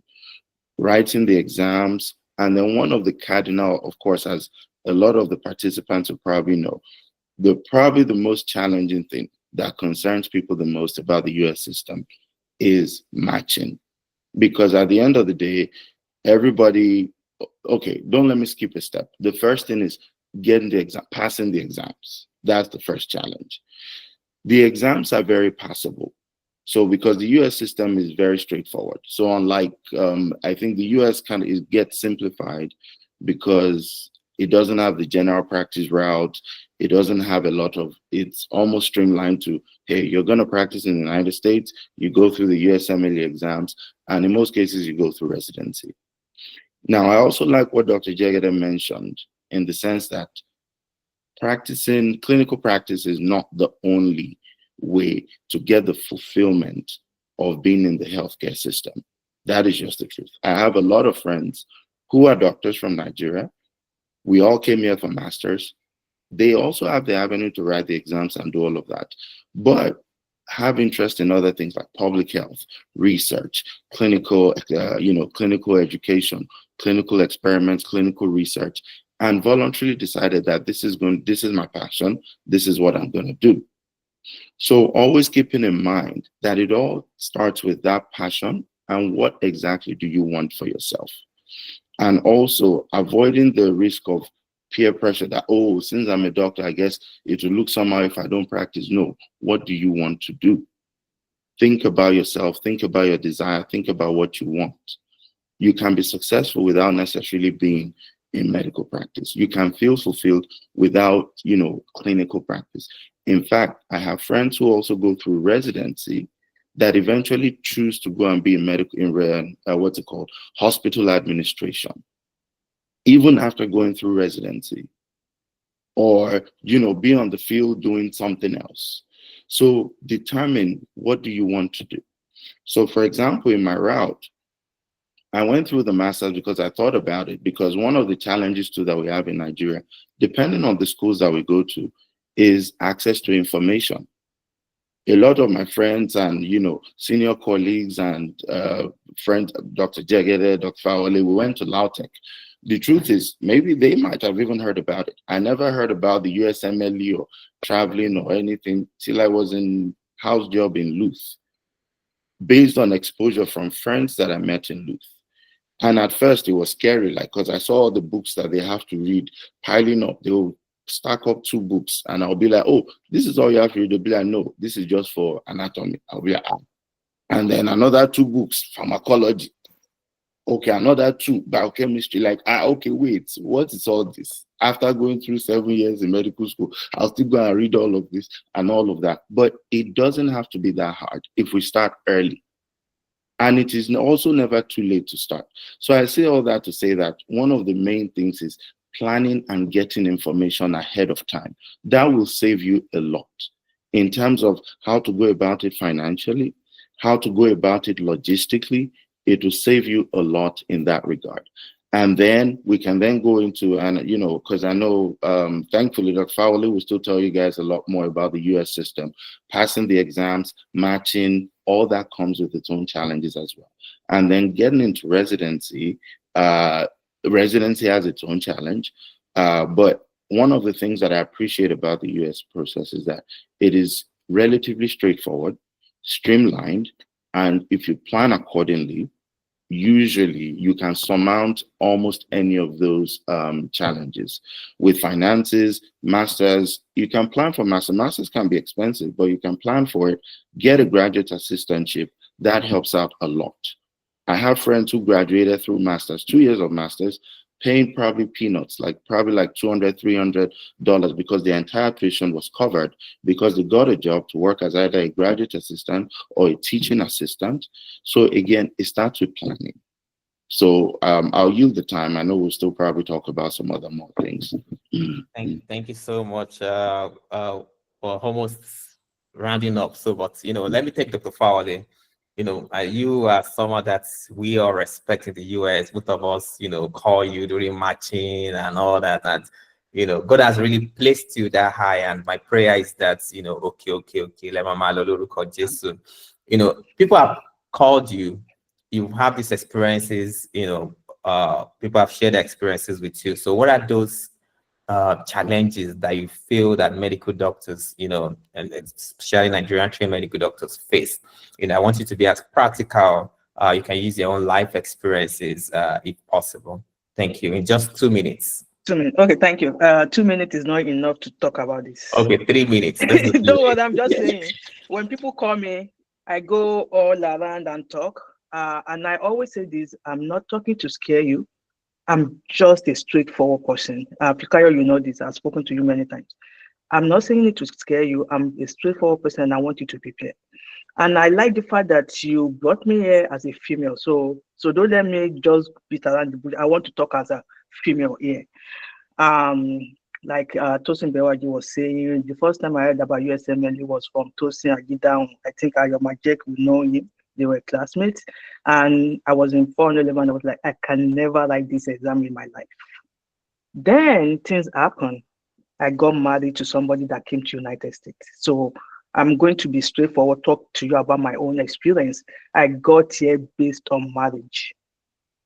I did not do masters, and Tosin can tell you about masters, but I have experience about masters because my husband came here to do MPH and PhD. Then got into residency. I was a stay-at-home housewife for years. And it's a privilege. I always say this is very good for me because I cannot even imagine you going through masters. Fikayo, you know this. Tosin, you know, Bewaji, you know this. Tosin Jegede. Going through masters and study from USMLE, I cannot do it. I'm not that brilliant. I cannot combine so many. Many times many times I've met you, Tosin Bewaji, in the campus, and because we're in Texas together, right? I was stay-at-home mom. No, not mom. I did not have any kids that time. Stay-at-home wife, and I'll be in the library. I will be studying. Tosin will be going about with masters, and it's not easy to combine masters with USMLE. And I was privileged. I was opportune to stay at home. I go to the library 8 hours in a day, and that was the only thing I was doing. So you have to know what are you coming here to do, and that was 12 years ago. So it's a different ball game. I did not have kids for years, and when I look back, I was like, that was the opportunity I was trying to pursue for many years. And because when you have children, now challenges about family, that's what I'm going to talk about. When you have children, it's a different ball game. How do you cope with your family? I know people that we came here together, they had their first child and they could not write this exam for 12 years. And because you have to take care of your family, You have to take care of your husband. You have to take care of your kid. How do you juggle finances with studying and taking your kid to daycare? You cannot even afford it. That is why you will stay at home, take care of your children at home, and you don't have the opportunity to study because you have little time. I was studying 8 hours a day. Who can do that with 2 children? So you have to know what you are coming here to do. Family. Do you want to leave your family in Nigeria for a while? Tosin Degede will tell you this. Do you want to leave your family in Nigeria for a while and come to this place? Is it possible? How do your family sustain? How will they sustain in Nigeria? How will you also take care of yourself in the United States? Those are things you have to think about. What is my advice? I've told people it's not easy. Maybe I was telling this when I did not have children. I say leave your children in Nigeria and come here for some time. Look at how things have been done. If you have somebody that you can leave your children with, please do it. Come here and study for 2 years. It's not easy to be a housewife. It's not easy to be a mom and say you want to study for years. And people have done it. It took me 18 months to 2 years to finish all my exam. Can you do that with a child? Not even 2. I'm not even talking about 2 years with a child. Also, African mentality as a husband, you have to prepare your home. You still have to cook for your husband, right? You still have to take care of your home, right? So that is from the female perspective. Finances. You cannot even be a wife of a MPH student and be able to afford USMLE with your husband studying, also writing USMLE. I saved all my money from Nigeria. I used all the money that I saved from Nigeria to write this exam. So we can talk about cost, but you can Google it. That is out there. How much is USMLE step 1, step 2? How do you become a certified? Another big thing that we have not even talked about is how do I even step to this on the soil of United States? How do I even stay here? You need a visa. You are not a citizen. You are not a permanent resident. You are just talking. We are just talking about USMLE.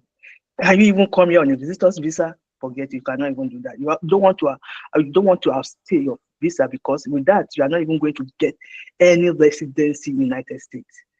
So the big thing we have not even mentioned is visa. How do you come here?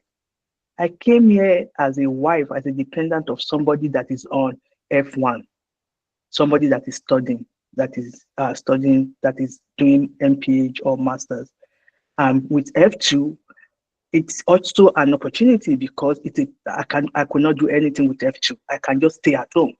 I cannot work. I can do under the table work. I don't need that. That is like you are getting something now. What are your goals? What do you intend to do? People approach me at college station to keep their children with me for some time. Like 4 hours, they will go for MP. I don't want to do that. I will get money. I will support my husband, but that is not why I'm here. I'm here to study and get this done as soon as possible. To be honest with you, people are saying they are looking up to me. I was looking up to Tosin Bewagi, although he came after I came to this country. But I was looking up to Amina Lagi because you guys are doing masters and I'm just sitting at home. You understand? So you look up to people that can. So don't even say that I also want to have MPH. I don't have money to do that. I can also be only a stay-at-home mom. You can imagine somebody, you know how we are like doctors in Nigeria, and I'm here just sitting down, and I will see people and they will ask me, who are you? I would just say for 2 years, I was still saying I'm a stay-at-home, I'm a housewife. I cannot even tell people I'm a medical doctor, right? Because you are in college station, you either come here to do masters or come here to do MPH. Who is a stay-at-home wife? You understand? So visa, how do you get to United States? Is that you get here on MPH, you have F1 visa. You get here on PhD, you have F1 visa. Or somebody file for you, maybe you have a spouse or somebody that can, or you have to. There's no way, don't even overstay when you have a visitor's visa because that you will not get residency placement. If anything happens to your immigration status, forget about it. So those are the challenges. How do I stay here? I want to talk about that. Family, visa, how do I become relevant? How do I maintain my status I will not overstay my visitor's visa. You have to think about that. If your route is to get MPH to stay here, or you tell your husband to go for MPH and you become a housewife and stay under him to write your exam, think about it. Or you get a fellowship, or you get a clinical documentation specialist.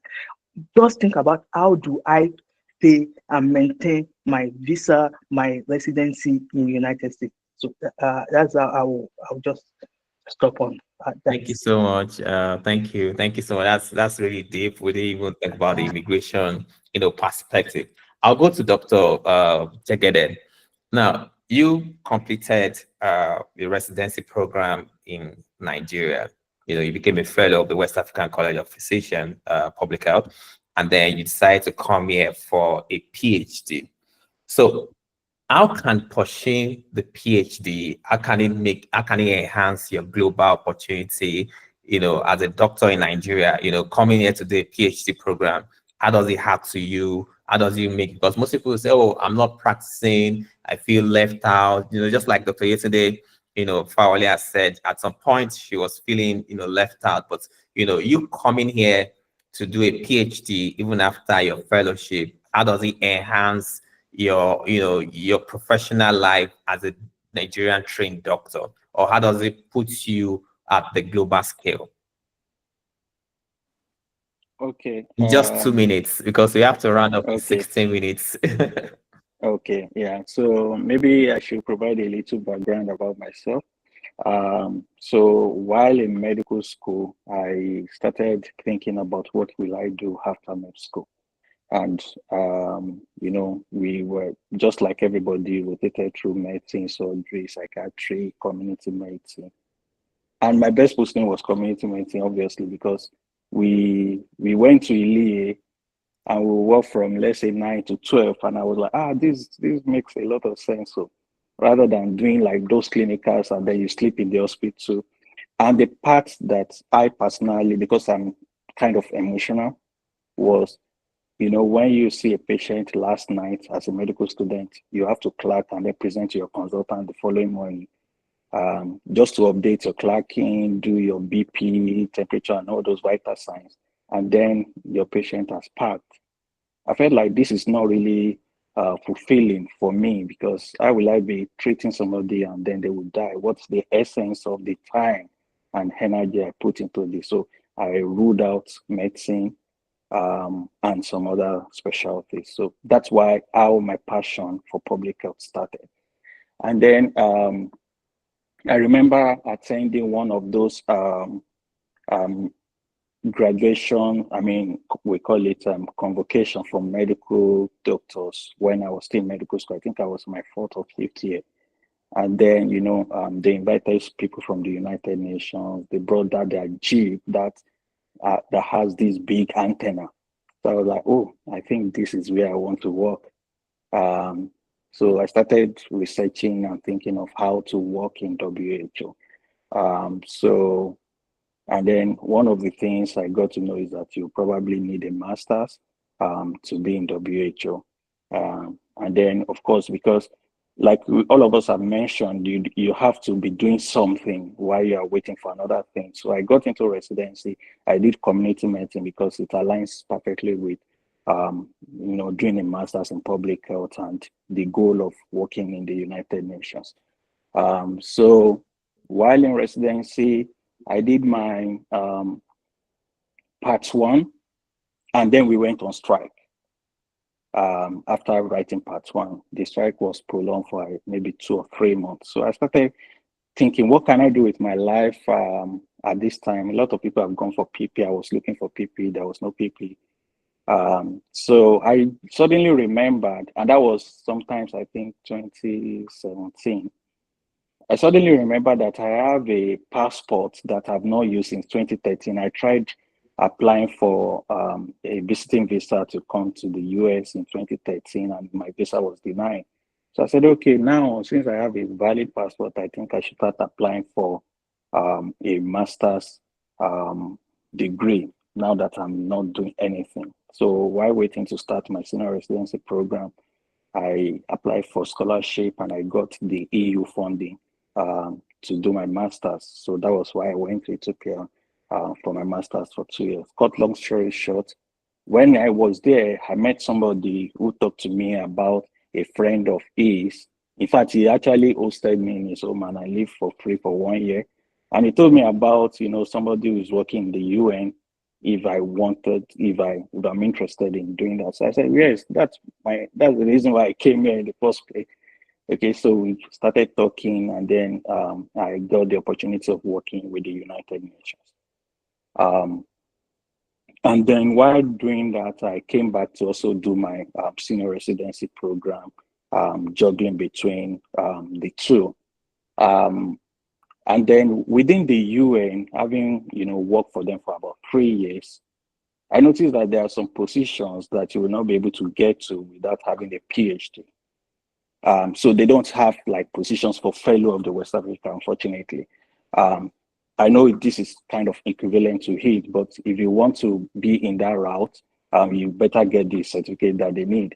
So I felt, okay, so if I want to climb to this ladder, I need a PhD. And that's what brought me to the United States to pursue my PhD. Now, so the most important thing about this story is the passion. If you look at the story, it's way back into medical school. I think I graduated in 2010. So this story probably started let's say 2007 in my year 4 of clinical. That's clinical 1. So maybe 2006 or 2007. So this is 2025, almost 20 years back. So those are the things that, once you have that passion, it's always inside you, and it keeps driving you to push for whatever you want to be. So that's my story. And talking about the challenges, like if you want to get into do a master's or a PhD or maybe a fellowship or postdoc in the US, one of the challenges is, information. There are a lot of resources online, but people don't even know about them. Getting my own EU funding for my master's, I just intentionally just went online to browse, and I was browsing and browsing and browsing, until I got something. So if you want to, work in that space of public health and probably in the UN or whatever, or clinical research and everything, you need a lot of information, and you need to harness all the resources that are online. That's one. The other thing that has been mentioned previously is visa. So it's one thing to get admission, it's another thing to get visa. A lot of people get admission.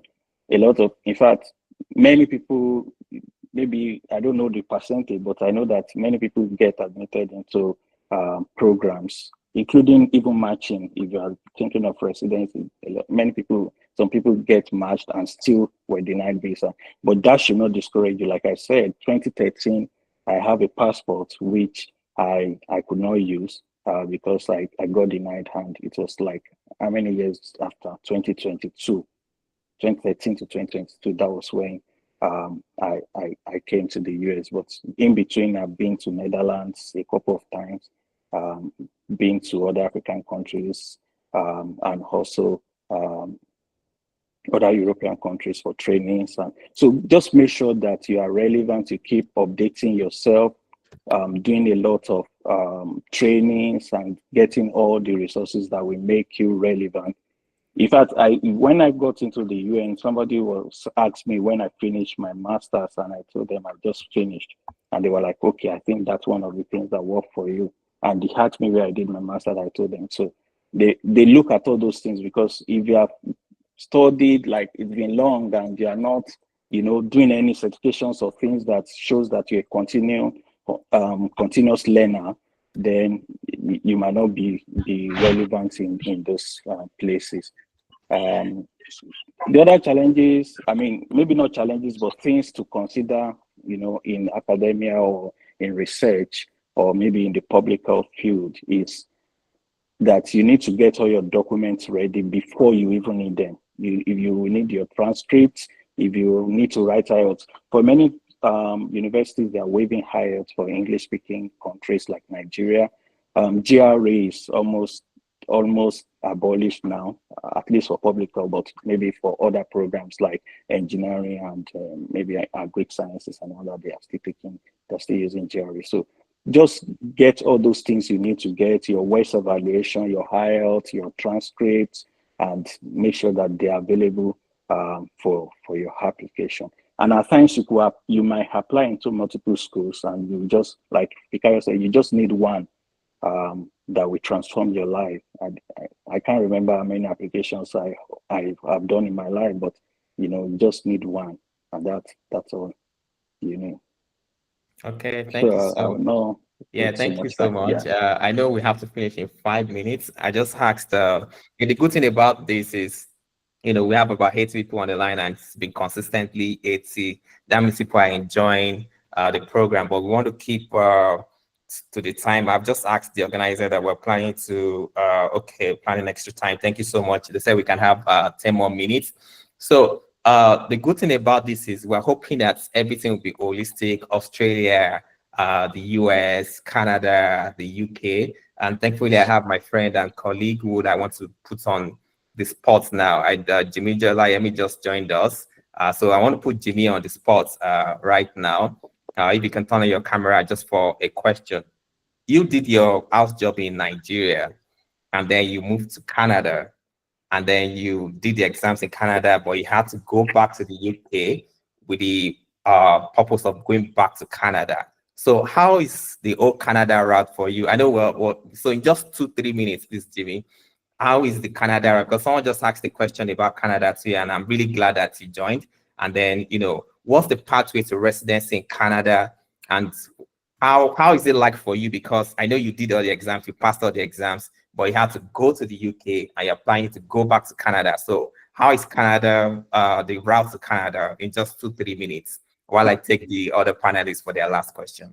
Okay, all right. Yeah. Good day, everyone. Yeah. So it's it's a pleasure to talk about this. Yeah. So my road and journey has been particularly rough. For for everyone that is aware of what I personally have gone through. So just to go straight to the point, I left Nigeria just after my NYSC. So I left Nigeria with my wife. We just maybe about a year into our marriage as a permanent resident to Canada then. So it was really a very difficult period. My wife is a dentist, she's not a physician. So it was really a very difficult period. So because I didn't have much experience back home in Nigeria then post NYSC, my only option then in Canada was to do residency. So then you have to write 3 exams at least to set your foot in the right path for residency then, which I did. I completed the 3 exams, but then I think it was still a little bit difficult. The reason why I said then, because things are changing now. Then it was a little bit difficult, to match as an IMG in Canada. Not to say people are not matching, but the stories then were even people that I know, they've spent 5, 6, 7 years in Canada before they were eventually able to match. I didn't think that was going to be what I wanted for myself. So, despite after writing the exams, I personally did not attempt the Canada matching. So my wife is a dentist. Fortunately, she got matched into into dental program in New York, and we have 2 newborns. 2 little boys. So she had to leave Canada for US to complete that dental program. And it was during that process that I thought, okay, fine. I had to leave Canada as well to go to UK to do general practice. So that's family medicine residency. So it was not an easy journey, but now I'm 3 months into completion of my family medicine residency in the UK. So I'll be going back to Canada in July. So these are the options.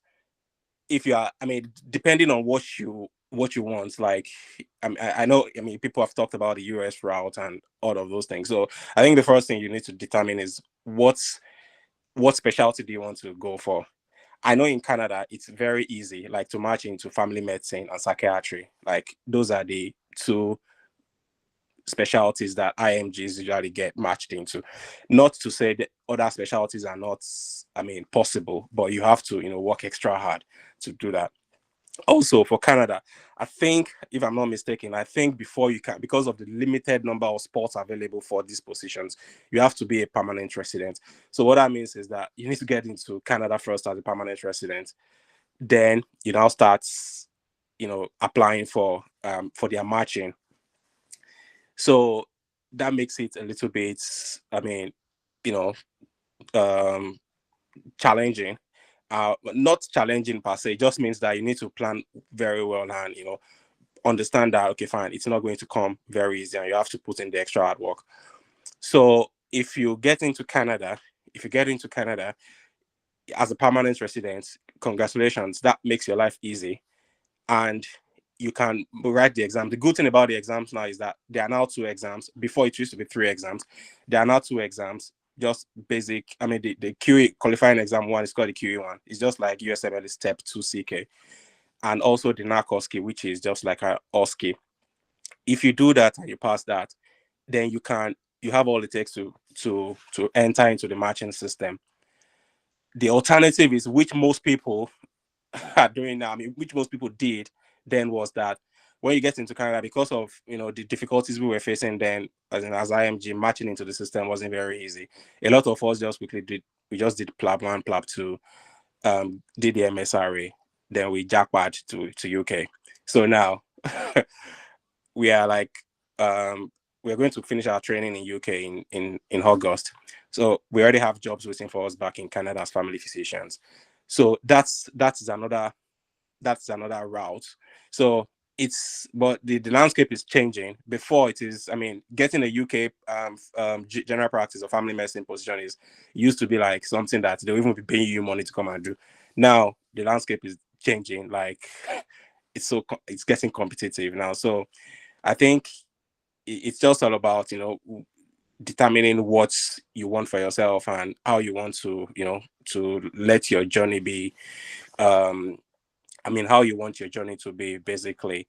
But I mean, one thing I must say is that, I mean, definitely people in Nigeria will tell you, okay, fine. I mean, I think the problem is usually taking the first step. And that is usually the most difficult part of it. It was an easy decision for me because I had so many organs there that I was their house officer when I was doing house job, Gumosho. We didn't get paid house job salary for like maybe 7 months of our house job. So it was easy decision for me to leave Nigeria at that time. So and and I left, I never looked back. And looking back, because by the time I was leaving Nigeria and myself and my wife, we just maybe a year into our marriage, it's still difficult. But I mean, my wife has finished her dental program. My wife's a dentist now. She's licensed in US and Canada. And I'm also going to finish my program in the UK. I'll be licensed in UK and Canada. So the very first step is the bold step you have to make to, I mean, personally, if I have to advise anyone, I'll say, okay, especially the younger ones that are just finishing medical school and into house job, like just leave. It's going to be difficult, but it is not, it's going to be worth it at the end of the day. So that's just my own personal testimony. I know I don't have much time, but if anyone has any questions or clarifications about Canada and UK pathway or anything, like you can if Fikara has my number, you can contact Fikara to give. I'm always open to talk to anyone about Canada and UK pathway. I think that is the only one I can personally talk about. Yeah. Thank you, Jimmy. Thank you so much for things. So I'm going to take a last set of questions. I'll start with Dr. Majek. If you had to advise someone now, coming to the UK, what would be those critical stuff or critical discussion? Just 2 minutes so that we don't spill over. I want you to be very, very personal and very, very real and sincere. If you had to advise someone right now, say, oh, Egbo, I'm planning to come to the UK, I'm doing my residency, or I'm about to finish my residency, or I'm about to do my house job, what would you tell the person? And then if you are okay sharing your email address or your, your contacts, people have been sending messages that they want to reach out, because the whole purpose of this is to network and to expose people to, to the people back home. So if you are okay with it, you can type in, for all the panelists, you can type in your email address, your social media handle, your phone number, or anything, so that people can reach out to you while you're talking. So Dr. Majek, what is that 1 or 2 or 3 things that you share with either your younger self? If you are to graduate again, would you take this step? Would you follow this route? And what are those stuff that you would have done better? Okay, I wish I had time anyway. Now, two things.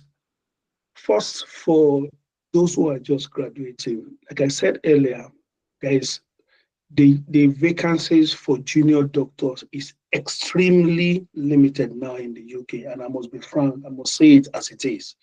And so if you're just graduating and UK is still your destination of choice, the biggest challenge is waiting, because it's a big thing. Now, but one way you can mitigate against that is that once you have done your PLAB and you have your GMC registration, you can go ahead and do your MSRA exam.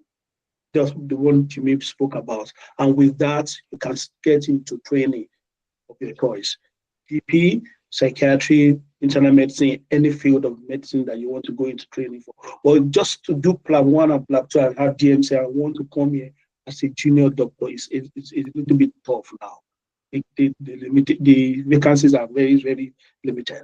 But for people from senior registrar, upward, or consultant, that's even better. If I'm going to take this decision again, or assuming I'm just finishing residency in Nigeria now, I'll still take the decision over and over again. Now, before now, UK is very straightforward, and you can use it as a stepping stone, because a lot of people are leaving UK, even to Canada, Australia, even myself, I'm consulting that, because my number 1 choice from the outset, right from medical school, has always been US. But I had to change my plans. I had 2, 3 plans really. US as plan A, UK as plan B. But when US plan A was not becoming feasible, I have to switch to the plan B. And this is what I'm achieving now. Now with my UK, I think I can say achieve my plan A if I so wish. So my advice is that for junior doctors, don't just stop at PLAB 2. Go ahead and pass the MSRA exam for you to get into training. For senior registrar upward, you can follow the route of PLAB, you can follow the route of MTI or clinical fellowship. And I think this one are still very much available at the moment. So that's it. Well, thank you so much, Dr. Majek. I'll go to Dr. Yetunde Sani Fawole. As a mother, as a lady, I want you to talk from the lady's perspective. One, if you are to go back in time, would you take this route? What would you do better? And what advice would you, give your younger self or a new doctor? Okay, thank you. If I happen to marry my husband in the next year, in the future, I'll still do this. I'm not sure if myself I will do it, but let me say this. What I'm telling people now is this. You start studying for USMLE back home.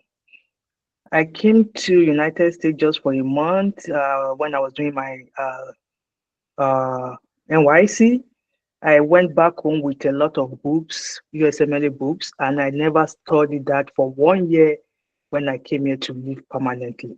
That is a very big mistake. Start studying now. If your goals, your passion is to travel to anywhere, start studying now from medical school. USMLE step 1 is anatomy, biochemistry, which we were not even taught very well in LAUTECH. Apology. You were not supposed to be taught anatomy, biochemistry by anatomy graduates. You are supposed to be taught by doctors that know what is clinical, not just some theories. If you are in medical school now, if you are in part 4, your goal is to come to United States, start studying now, because USMLE step 1 will be very easy for you. It was difficult for me. Start studying now. If you are now in residency, no knowledge is wasted. There is a way they need the experience. There is a way you write your CV. I'm a consultant in Nigeria. You also start studying now. You are a consultant in Nigeria. They need you. Your experience counts a lot. Nothing is going to be wasted. You need mentors. Don't even say that Yetunde Sane was my classmate. I will not talk to her. I spoke to my enemies. I'm looking for, I want to move to USMLE, move to resident, move. You have to speak to everybody. Don't say Fikayo, I know Fikayo now, Tani. Speak to people. Information is very genuine. You don't know what information you need. Just start talking to people. I said something. So 10 years ago was when LinkedIn was popular and everything. And there's no one on LinkedIn that is a resident, that is an attending, like a consultant, that doesn't know my email. You have heard one way or the other about me. Maybe you did not reply to my message. I sent more than 1,000 emails to people. You have to continue talking to people. And when you are talking to them, listen to them. And these are 2 people I'm going to tell you about. They finished from Lautech. They came to me. I will spend time on my weekend to talk to them. This is how you have to go about writing USMLE. You don't have to, you don't, because when you apply for USMLE, you don't want to waste your money. It's $1,000. You are looking at your eligibility period. You have already picked your eligibility period. For MBMA, you have failed. But you want to write that exam because you don't want to lose your money. No, don't do that. Your rate limiting step is your MBMA. That is like a mock exam. That is like plus or minus 10 of what you are going to get on your exam. If you fail MBMA, there's no way you are going to pass USMLE. When you have a mentor, listen to them. Because I know people go around and talk to so many people. Extract your information very well. Be a good mentee. Somebody that will be willing and looking forward to talk to speak to another time. You need information, you need mentorship, you need to listen, and you need to focus. Start writing your exams in medical school. If you are a consultant already or a resident, start doing what you are doing. That will be my conclusion. Thank you so much. Thank you. I'll call Dr. Tosin Bewaji. You left medical school, graduated, went for your master's, and then you matched. If you were to do this route again, would you have gone through the master's route? What advice would you give, because we're rounding up, so these are the last set of questions. What advice would you, give your younger self or someone who is doing residency now, in just 2 minutes? Thank you very much. Absolutely. I will choose this path 1,001 times again, because I feel like I'm a big proponent of it. There are many routes, so don't be limited to just what I'm saying. Preferences, and one of the main things I want to talk about, or that I want to quickly touch on as a roundup, is the fact that when we're talking about challenges, one of the biggest challenges actually is making a choice. So for all the participants here today, you've heard so much from everywhere: Australia, Canada, UK, United States, Ireland. And sometimes it gets confusing. I remember before I left the country, oh my God, it was a headache. What am I going to do? Should I do masters? How do I save for this exam? Oh, PLAB. Should it be USMLE? Should it be PLAB? Oh, Australia. Someone said Ireland is easy. In fact, Malaysia. And, and that can split you in 1,000 directions. And that is the easiest way to lose focus and to also get discouraged sometimes, because it can get overwhelming. One of the things I want you all to leave here with is that anything is possible if you put your mind to it and you prepare. The best thing you can do is choose a path. Any of this, you can do your quick research on each place. And then don't try to fine tune it too much to the nitty gritty. Have some things that you already know that you want. Know yourself, know what you want, commit to a path. And once you make that commitment, it becomes a bit easier because now you know, okay, this is my focus. And then you can commit your energy and resources to the path that you've chosen. Try to avoid being splitted in 1,000 directions because that in itself can actually overwhelm and can lengthen your journey unnecessarily. Because then you run after this, you come back, you run after that, you come back, you run after this, you come back. So that's one thing that I at least want y'all to take away. For me personally, the master's route I feel like was good because there are so many avenues you can explore. I know what the daunting things about it, paying for masters, time, because that means you have to first of all take time to write the masters and then get into residency. So it is challenging, but it is very doable. And what I like about it is that it opens you up. That is, medicine or clinical practice does not become your only option anymore. There are so many other things you can do once you have that tool in your arsenal. So one of the things I just want you all to leave here with is it is possible. The main thing is focus. Don't worry too much about the finances. Yes, it is daunting, especially when you're hearing dollars, pounds, this and that. But there are avenues. Once you commit to a path, you can find the loopholes to actually finance the pathway that you've chosen. The good thing about a lot of these developed countries is that they understand that, and they usually hide some of these resources. Once you find them, you hit a breakthrough that you never knew that was even there. So I wish everybody well with their journey. It's been a pleasure actually participating in this forum. Thank you all for the opportunity. Fikayo, thank you so much for inviting me. Appreciate it. Thank you, Dr. Baraji. So I'll take Dr. Tosin Jegede in just a minute, and then I'll take Dr. Majek in 30 seconds and take Dr. Camille, and then I will hand over the mic, except Dr. Fawali also wants 30 seconds, but I'll take Dr. Jegede just 1 minute. If you were to do it all over again, would you choose this route? And then for someone that wants to do a PhD, balancing that, oh, my colleagues are doing clinical medicine, would I be left out? So how are you balancing it mentally, not being in the clinical practice after you completed your residency? And what would you tell someone else who is planning to come do a PhD after residency and not clinical practice, seeing other people practicing medicine? So how have you been balancing it? Just 1 minute, please. Okay, thank you very much. So I think for me, one of the things I would say you need is mentorship. You need people to guide you. Some of the things I've done and achieved over the years, I figured them out all by myself because of the passion I have for what I'm doing. But if you have mentors who will guide you on some of those things, it could be faster and a lot easier. So mentorship cannot be overemphasized.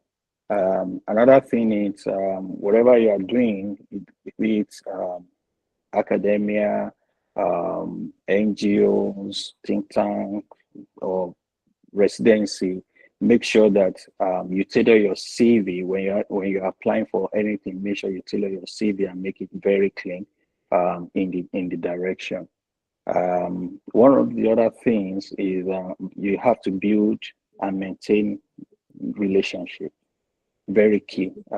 When I got to the US, I remember that Yetunde Fawole was one of the people I called. I was like, now I'm in the US. What are the things? What are the prospects, for doctors in the US? I also called Fikayo. In fact, Fikayo knew about my journey all along because, like, when I was applying and my application fee, Fikayo paid everything. I was sending naira, I would pay in dollar. I was sending naira, I would pay in dollar. So he knew everything about my journey. So build that relationship, and that's why many of us are here today, because we've been connecting. Though we have not probably met physically within the US, but we've been talking. And when he called me, he was like, oh, there's this program. I said, yeah, the president of ARD has been trying to contact me, but I've not been, able to figure out or find a time. But now that Saya called, I said, yes, I will be there. So very key. Another thing is find a community. When you get to the US or wherever, find a community that will help you. So if I think for me, talking about if you want to do maybe public health or PhD and residency, I don't feel left out because I completed my residency before leaving Nigeria. But I just knew that that's not what I want. I wanted something different, and I wanted a situation where I'm able to, impact people at a population level. For example, when I was in Abuja in the UN, I was leading the HIV program for the Nigerian prisons. There were over 70,000 prisoners. So imagine being the person doing that for the country and coordinating 244 prisons in Nigeria. And what experience do I have in prison health? During my residency, we used to go to the prison for outreaches. Professor Bello will force us, these children, you're not serious, you have to go for outreaches. We felt she was disturbing us, but we were just doing those things reluctantly. But when I applied for that job, when they asked me about prison it, I only wrote all those experiences because I had like a first-hand experience. It wasn't like you're doctoring your CV. It was what we did on the field. And so by the time they gave me the job, they gave me HIV specialist, I was like, me especially, but it's because of what we did in residency. So very important, you just need to know what you are doing, commit to it. It might look like they're stressing you at a point in time, but you will never can tell what experience we work for you in the future. So if you want to pursue residency, please follow your passion. If you want to pursue the public health side, follow your passion.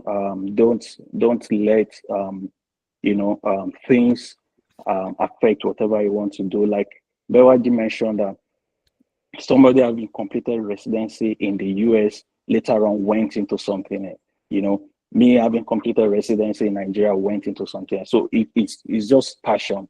Some people will be in public health and will still feel like, no, that's not my passion. I have to be in residency. We've had situations where people completed residency in Nigeria still went back to do another residency in the US.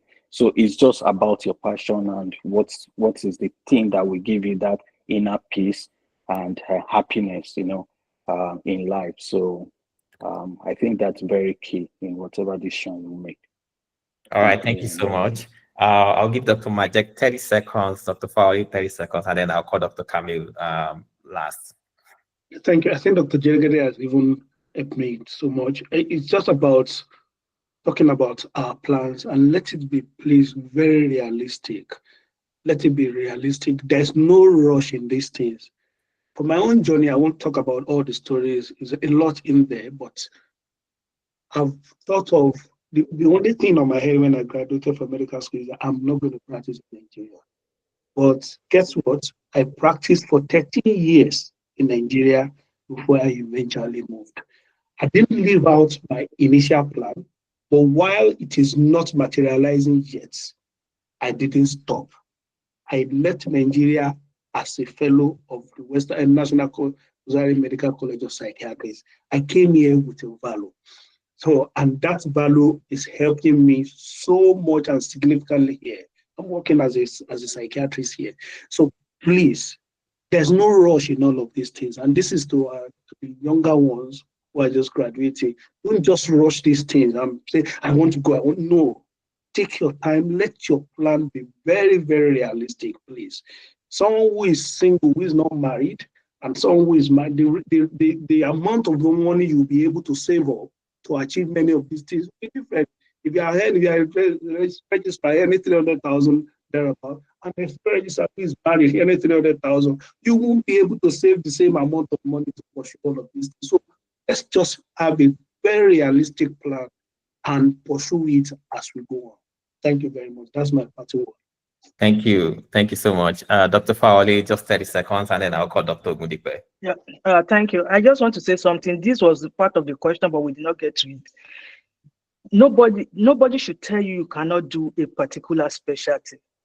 Plastic surgery, dermatology. So because people will tell you that you can only do pediatrics, this in the United States. I just want you to know that you can come here if you are focused, if you know what you are doing, if you have a good mentor, You can do your general surgery, your plastic surgery, your dermatology, anesthesiology. Think of anything, you can do it and you can achieve it. And also to say that what Tosin Jegede have said, what you are actually doing now counts a lot. Don't underestimate what you are doing. You will remember this and you'll be like, oh, just going to the prison when somebody is even telling me to go when I did not even have the interest, that counts a lot. The only research that I presented on my CV was the community medicine research that I did in 2009. But I was able to talk about it from the beginning to the start because I was the leader of my group. Anything you do counts. Nobody should tell you you cannot do whatever you want to do. Thank you so much for having me. I really appreciate it. Thank you. Good to see faces, Tosin Bewaji, Tosin Jegede, Ayomajek. Good to see you guys. Yeah, Dr. Fawali, before you go, because I'll call Dr. Kami, but I'm getting questions from the ARD folks that people would like to ask us questions too. So if it works with everybody's time for another 5-10 minutes, they would like to ask us questions. But Dr. Ogundikpe, if you are there, in just 2 minutes, I'm privileged to know a bit about your journey, how it went, up, down, ever since you left. So I want to ask, what prompted you to even leave residency to pursue your journey in Australia? And then if you are to do this again, would you complete your residency program or would you have left? And you mentioned something about that I want you to talk about, the implications of leaving Nigeria as an officer before 2 years. So I want you to talk about that and then talk about if you would take this journey again or you would finish your residency program and what would you advise someone trying to come to Australia? Dr. Ogundikpe, if you are there, sir. That was a hot spot. I wasn't expecting that question, really. But we will answer it. It's a part of me I don't like to talk about. It's a huge scar, which I've healed from. And I was going to discuss these at a point with the organizers of this program. First of all, for those who don't know me, LAUTECH happens to be my constituency. I was in LAUTECH 98, 2021, 22, 2001, 2002, yeah, thereabout. Before I moved to Osu, I think I'm the non-LAUTECH graduate here. But I was in LAUTECH from my pre-degree 100, 200 level. In fact, I passed 200 level, going to 300 level when I left. There was no accreditation. So I went to Osu. I graduated from Osu. I started my career. I was an HMO officer, certified professional. So I started working with Marina Medical's HMO in Lagos. I was expecting a promotion which doesn't come in. Then I had someone asked me to go for master's or do my residency. I opted for residency. And my residency landed me back in LAUTECH. I was part of the people that brokered Ogbomoso and Osogbo ARD issues that year. We sat down and discussed it, and I became the vice president at the point. To people that are listening, before I go into why I left, I know it's tough. Things have changed. I want us to be good people. All right? I mean, you need to be conscious about being a good person. Majek knows me, Kyle knows me, and that's why I don't keep friends anymore. I'm too open a book to read. When I'm here, this is where I stand, which is lacking in our community, especially the not medical, and that's one of the problems Nigeria have. We are not real. The ARD, the secretary is not loyal to the president. The president snitches and moves close to the CMD. The members too are gullible. They ask for things that are not reliable. I found myself as a sacrificial goat in Oshogbo. I've healed and I've forgiven those involved. I was the vice president. My president's a very gentleman. I'm talking to him for a few things now. After about 10 years. What happened was, in fact, there was a time I chaired a meeting. I don't know what happens. Nothing has changed. I don't believe in striking actions. It's my personal convictions. You don't have to follow it. The World War I, World War II, and the next World War III will end up being solved at the round table. You cannot be a doctor and be acting like an hooligan. Those are people. I was trained as a politician, not just as a medical doctor, right from secondary school. So I believe that we can sit down and fashion a way around issues and manage, rather than shouting, cursing, fighting. But most doctors, is not particular to doctors, Nigerians, that's the problem Nigeria has, that you don't even know what governance is all about. You don't know how to manage people. You don't know how to manage situations. You want things just now, not thinking of the consequences on your patients, on your career, and even the people in charge. What I'm going to advise before I go into my story is just be a good person. It doesn't matter what happens. You will become victorious. Life has a way of bringing things around. Don't fight amongst yourself. Executives, sit down, look after your members, look after their careers. Don't leak the hearts of the CMDs and your politicians. It's not worth it. Be a good person, radiate love and good to the, to the country. You'll see the change in the community. That's by the way. The reason why I left Nigeria, I was due for my part 1. I wasn't assigned for exam because I was the vice president that would not listen to the authority. Some of my executive members were collecting land, in fact, there was a day I was passing by, CMD was calling some of my members. The phone was on speaker. They were talking. I'm like, oh, Camille will not let us make decisions. It was toxic. And I thought, nah. Some people even thought I was not from Osun State, which I am from. But my uncle at the time was the secretary of the state government in Oyo State from my mother's side. So they thought I was from Oyo State. It was that bad. In fact, Majek might not have an idea. It led to some assassination attempts. I did my visa to Australia in my room. I made that decision in less than 2 weeks. I'm until now, one of the great believer of a great Nigerian. I don't care what happens, how you feel about Nigeria is up to you. But for me, I never thought I want to travel. It was never a plan. I had it all planned out. I have mentors. I know what I want to do. I was in public health, by the way. So the journey was quite laid down. But like I told you, life will happen. Things you don't plan for will happen, and that's what brought me here. So I had to do my visa and get out. Just get out for them. But the most important factor, we would not all get that right. I didn't get my career right, but I got my partner right. I know it's tough for people. People look for things in women or in men. Try not to marry wrong goal.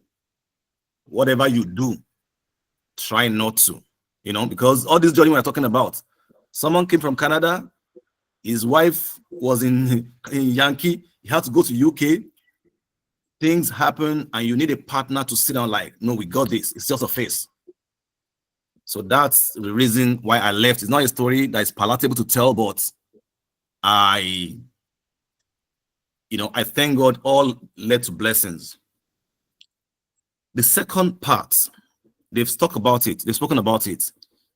I don't think it's an in thing again to leave Nigeria in a hurry anymore. My personal opinion now, try as much as possible I don't know how long the residency takes again. If you have a specialist, if you want to be a clinician, let me put it that way. If you are planning to be a clinician, 2 options. Get a school fees in Australia, come for masters, and write your exams during masters. It's going to work. If it's too cumbersome for you, finish your training. We can get you in easily. As a consultant can become a registrar here. All you need is just to fix your papers when you come in and you become a consultant within a year or 2. So it's easier. For junior doctors, it's hard getting a job in Australia with no experience. Especially maybe house job in 1 year or house job or 2 years, it's hard. And getting a job from outside as a junior doctor is getting hard. That's what I can say about that. Am I going to do this journey again? Why not? Yoruba will say, "Ale ni bare lo maraye."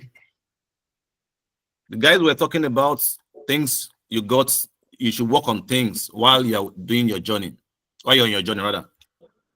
I was in public health. I did my occupational health posting. I did my, what's it called? We get into borders, land, all those things. By the time I got here, I almost got stalked. I came for study. I couldn't get into medicine, so there was nobody to sponsor me. I just finished study. I was just looking at the internet and I checked their skilled occupation list. Occupational health and safety was there. And I sat down. I used to go out on Fridays. I don't work Friday nights. I just want to hang out, cool off. And I was talking to guys like, I saw this. I know someone, an immigration guy who is good, it's not expensive. That guy didn't collect a dime from me. Oh, really, doctor? You study occupational health and safety? Oh, he's on the list. Did you work in Nigeria at all in that field? I said, I'm a doctor, but I did a posting. I came in with my National and West Africa Postgraduate Medical College a logbook. And I brought the logbook to him. He said, wow, this is more than enough. That's all I need. From student visa, I went straight to PR. I didn't even go to postgrad working visa. Information. I've got experience that I didn't know I would need. You know, just keep harming yourself with those work, certificates, research, anything you are doing, document them properly. You know, so that's about not rushing and equipping yourselves with whatever you are doing. They will pay off. All right. So junior doctors, let me just round it up. I know if you want to come in, do your 2 years post-house job. If you have money for the masters, you can come in, you get a job as a resident medical officer. You can write your exams during that period. And when you come in, please talk to people. Don't go and dip yourself into care work. It will derail you. Oh my, fuck it up. There are some jobs you can do that will allow you to read and still allow you to pay your school fees and maintain dignity and not lose focus. If you have, the one thing I just got to know last 2 weeks, if you are coming as a student, sit your partner down, let them stay back home. Now, I don't know about other countries. In US, in Australia, they won't give the two of you or your family visa straight. So what we do during our time is that we come 3 months or 4 months after, we lodge for our family, grant it straight away. Now, if they grant a student visa, they're already even cutting the student visa. You get the admission, they won't grant the visa. If they grant it, they would not grant your family visa until you transition into a work visa, not PR. What it means is that you have to complete your studies before your family join you, because you'll be eligible for a post-grad work visa. And please, once you are above 35, you are not eligible in Australia for post-grad work visa. So you have to be below that age after completion of your study to be eligible for that visa. So those little informations will guide you in choosing your pathway. Thank you very much. Have I answered your question? Yes, thank you, Dr. Camille. Thank you so much, the ARD. I know people want to take, you have questions on about, I'll hand over, to the president and then the MC to conduct this. But as a final note, I want to say a very big thank you to all the panelists. Thank you, Dr. Camille. Thank you, Dr. Majek. Thank you, Dr. Fowley. Thank you, Dr. Belwaj. Thank you, Dr. Jagede. Thank you so much for, I spoke with you guys once and, all of you, said, yes, you'll be willing to, to partake. Thank you, Dr. Jolai, my very good friend that I just put on the spot. I've enjoyed, just like all of them said, get good mentors, and then relationship is very important. Relationship is key. I'm big on relationship. Relationship is the currency. Some people would say your network is your network. You are just as important. You can only pull as many as the people that you know. And that's just the truth. And that's why relationship is very, very, very important. On this note, I want to say a very big thank you to the Association of Resident Doctors, LAUTECH, Ogumosho, for the invite. I look forward to doing this again some other time. Thank you so much, Mr. President. I would yield the mic to the President and then the MC. Thank you, everyone. Thank you very much, sir. We appreciate your time. Thank you for your wealth of experience. We called and you answered us. Dr. F.K. Benson, Dr. Fawoli, Dr. Bewaji, Dr. Camille, Dr. Jegede, Dr. Majeksa. Thank you for always. So if you have questions, please thank you. Raise up your hands. But as we plan that, I want to appreciate our consultants who are around. Dr. Olamuyigun, the past chairman, MD Khan, Tech teacher, Bumosho. Thank you for coming. Dr. Wali Lasisi, the past NMA chairman, Oyo State branch. You were around briefly before the meeting started. Dr. Raji Sakriyu, consultant, anesthetist, LTH Bumosho. Dr. Iwo, Celestial Guidance, sir. We acknowledge you. Dr. Yesi Kamil, consultant, psychiatric hospital from Aro. Thank you, sir. So for questions, Dr. Oiwo, you can speak, sir. Thank you. Okay, thank you. Good morning from here. Thanks so much, everyone, for the wonderful opportunity. Dr. Fawole, good to see you again. And Dr. Kayo, Dr. Bewaji. Interestingly, Dr. Bewaji's elder brother was my classmate in primary school. And Dr. Polajimi, he gave an experience of doing their house job. And that was when I was the president of ARD. And that's really true. But to add, as Dr. Akonde has rightly mentioned, yes, why you want to travel out, I think it's important not to be in a forum to do all of this. While you are here in Nigeria, I think I want to make this comment to let some of us realize that there are ample opportunities that you can harness in Nigeria to develop your skills. A lot of opportunities, but the most important thing there is that the information might not just be available. I shared a few of them, and I think it's important we harness some of these things. There are online platforms where you can gather competencies, experiences, get involved in research. For those in internal medicine, please hold on to Professor Olamuyigun and all the other consultants who are involved in research. You may never know how that helps. And I think I'm speaking from a point of personal experience. And that, to some extent, has given me some opportunities to have some advantages where you would be invited even outside the country to share your thoughts. And by the grace of God, I was in Geneva last month, and I will be at the side meeting of the World Health Assembly in Geneva in May by the grace of God.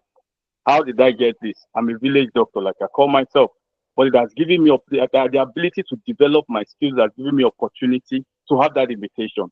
So even before you eventually think of traveling out, you can have that opportunity to develop the competence in Nigeria. And you may not necessarily eventually need to travel out, but if you do, go, come back. Jalo, Japada, just like Dr. Fikayo Benson mentioned. Thank you.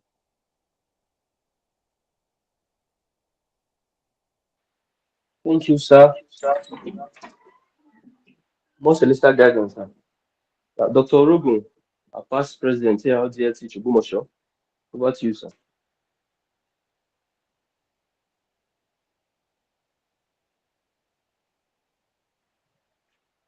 Dr. Orogun, you are muted.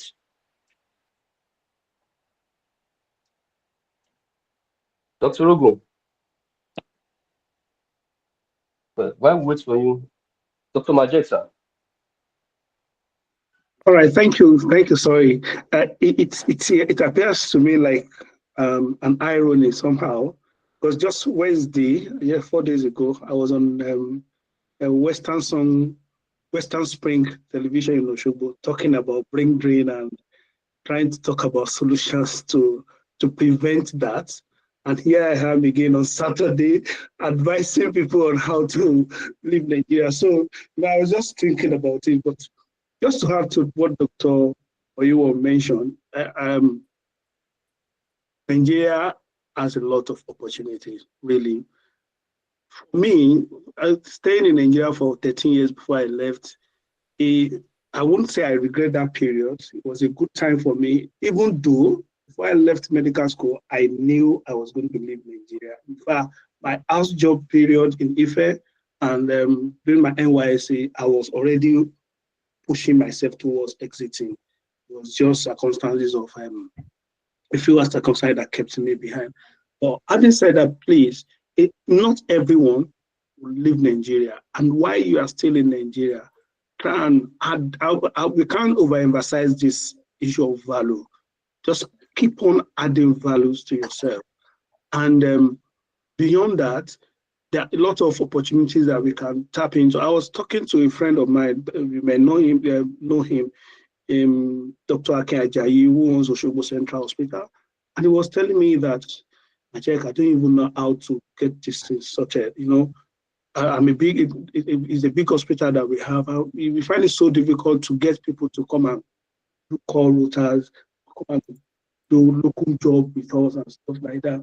And I discovered that many doctors, and this not to condemn anyone, many doctors in Nigeria just focus mainly on 8 to 4 period of work, and I'm working with Lautech, let me just earn my salary monthly and stuff like that. There are many opportunities, extra jobs now. And the funny thing about this thing is I don't know what obtains in other places, but here in the UK, beyond your monthly salary, it is some of these extra jobs that you pick, that you had to get. I just told Mikhail this morning that early this morning, I was called to come and assess a patient and for mental health acts, and that's extra pay for me. It's not relating to my salary. So we can always tap into these aspects to pick extra. Some of these private hospitals have opportunities where people can work and earn more money. And this can even support you to even pursue your dream of Japan from Nigeria by raising more money for yourself. So that's what I wanted to say. Thank you.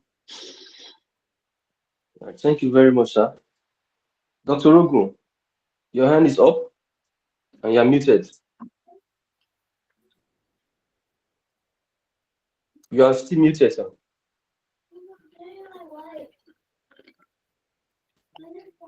Okay, so we want to appreciate our panelists for your time. We know it's not convenient speaking in the middle of the night or very early in the morning. We appreciate everyone and definitely we'll keep in touch. Dr. Jagede, we are still coming for you, sir. Thank you very much, sir. We appreciate you. Dr. Majek, thank you. It's been a wonderful time. So we'll be in touch since we have your contact. Thank you very much.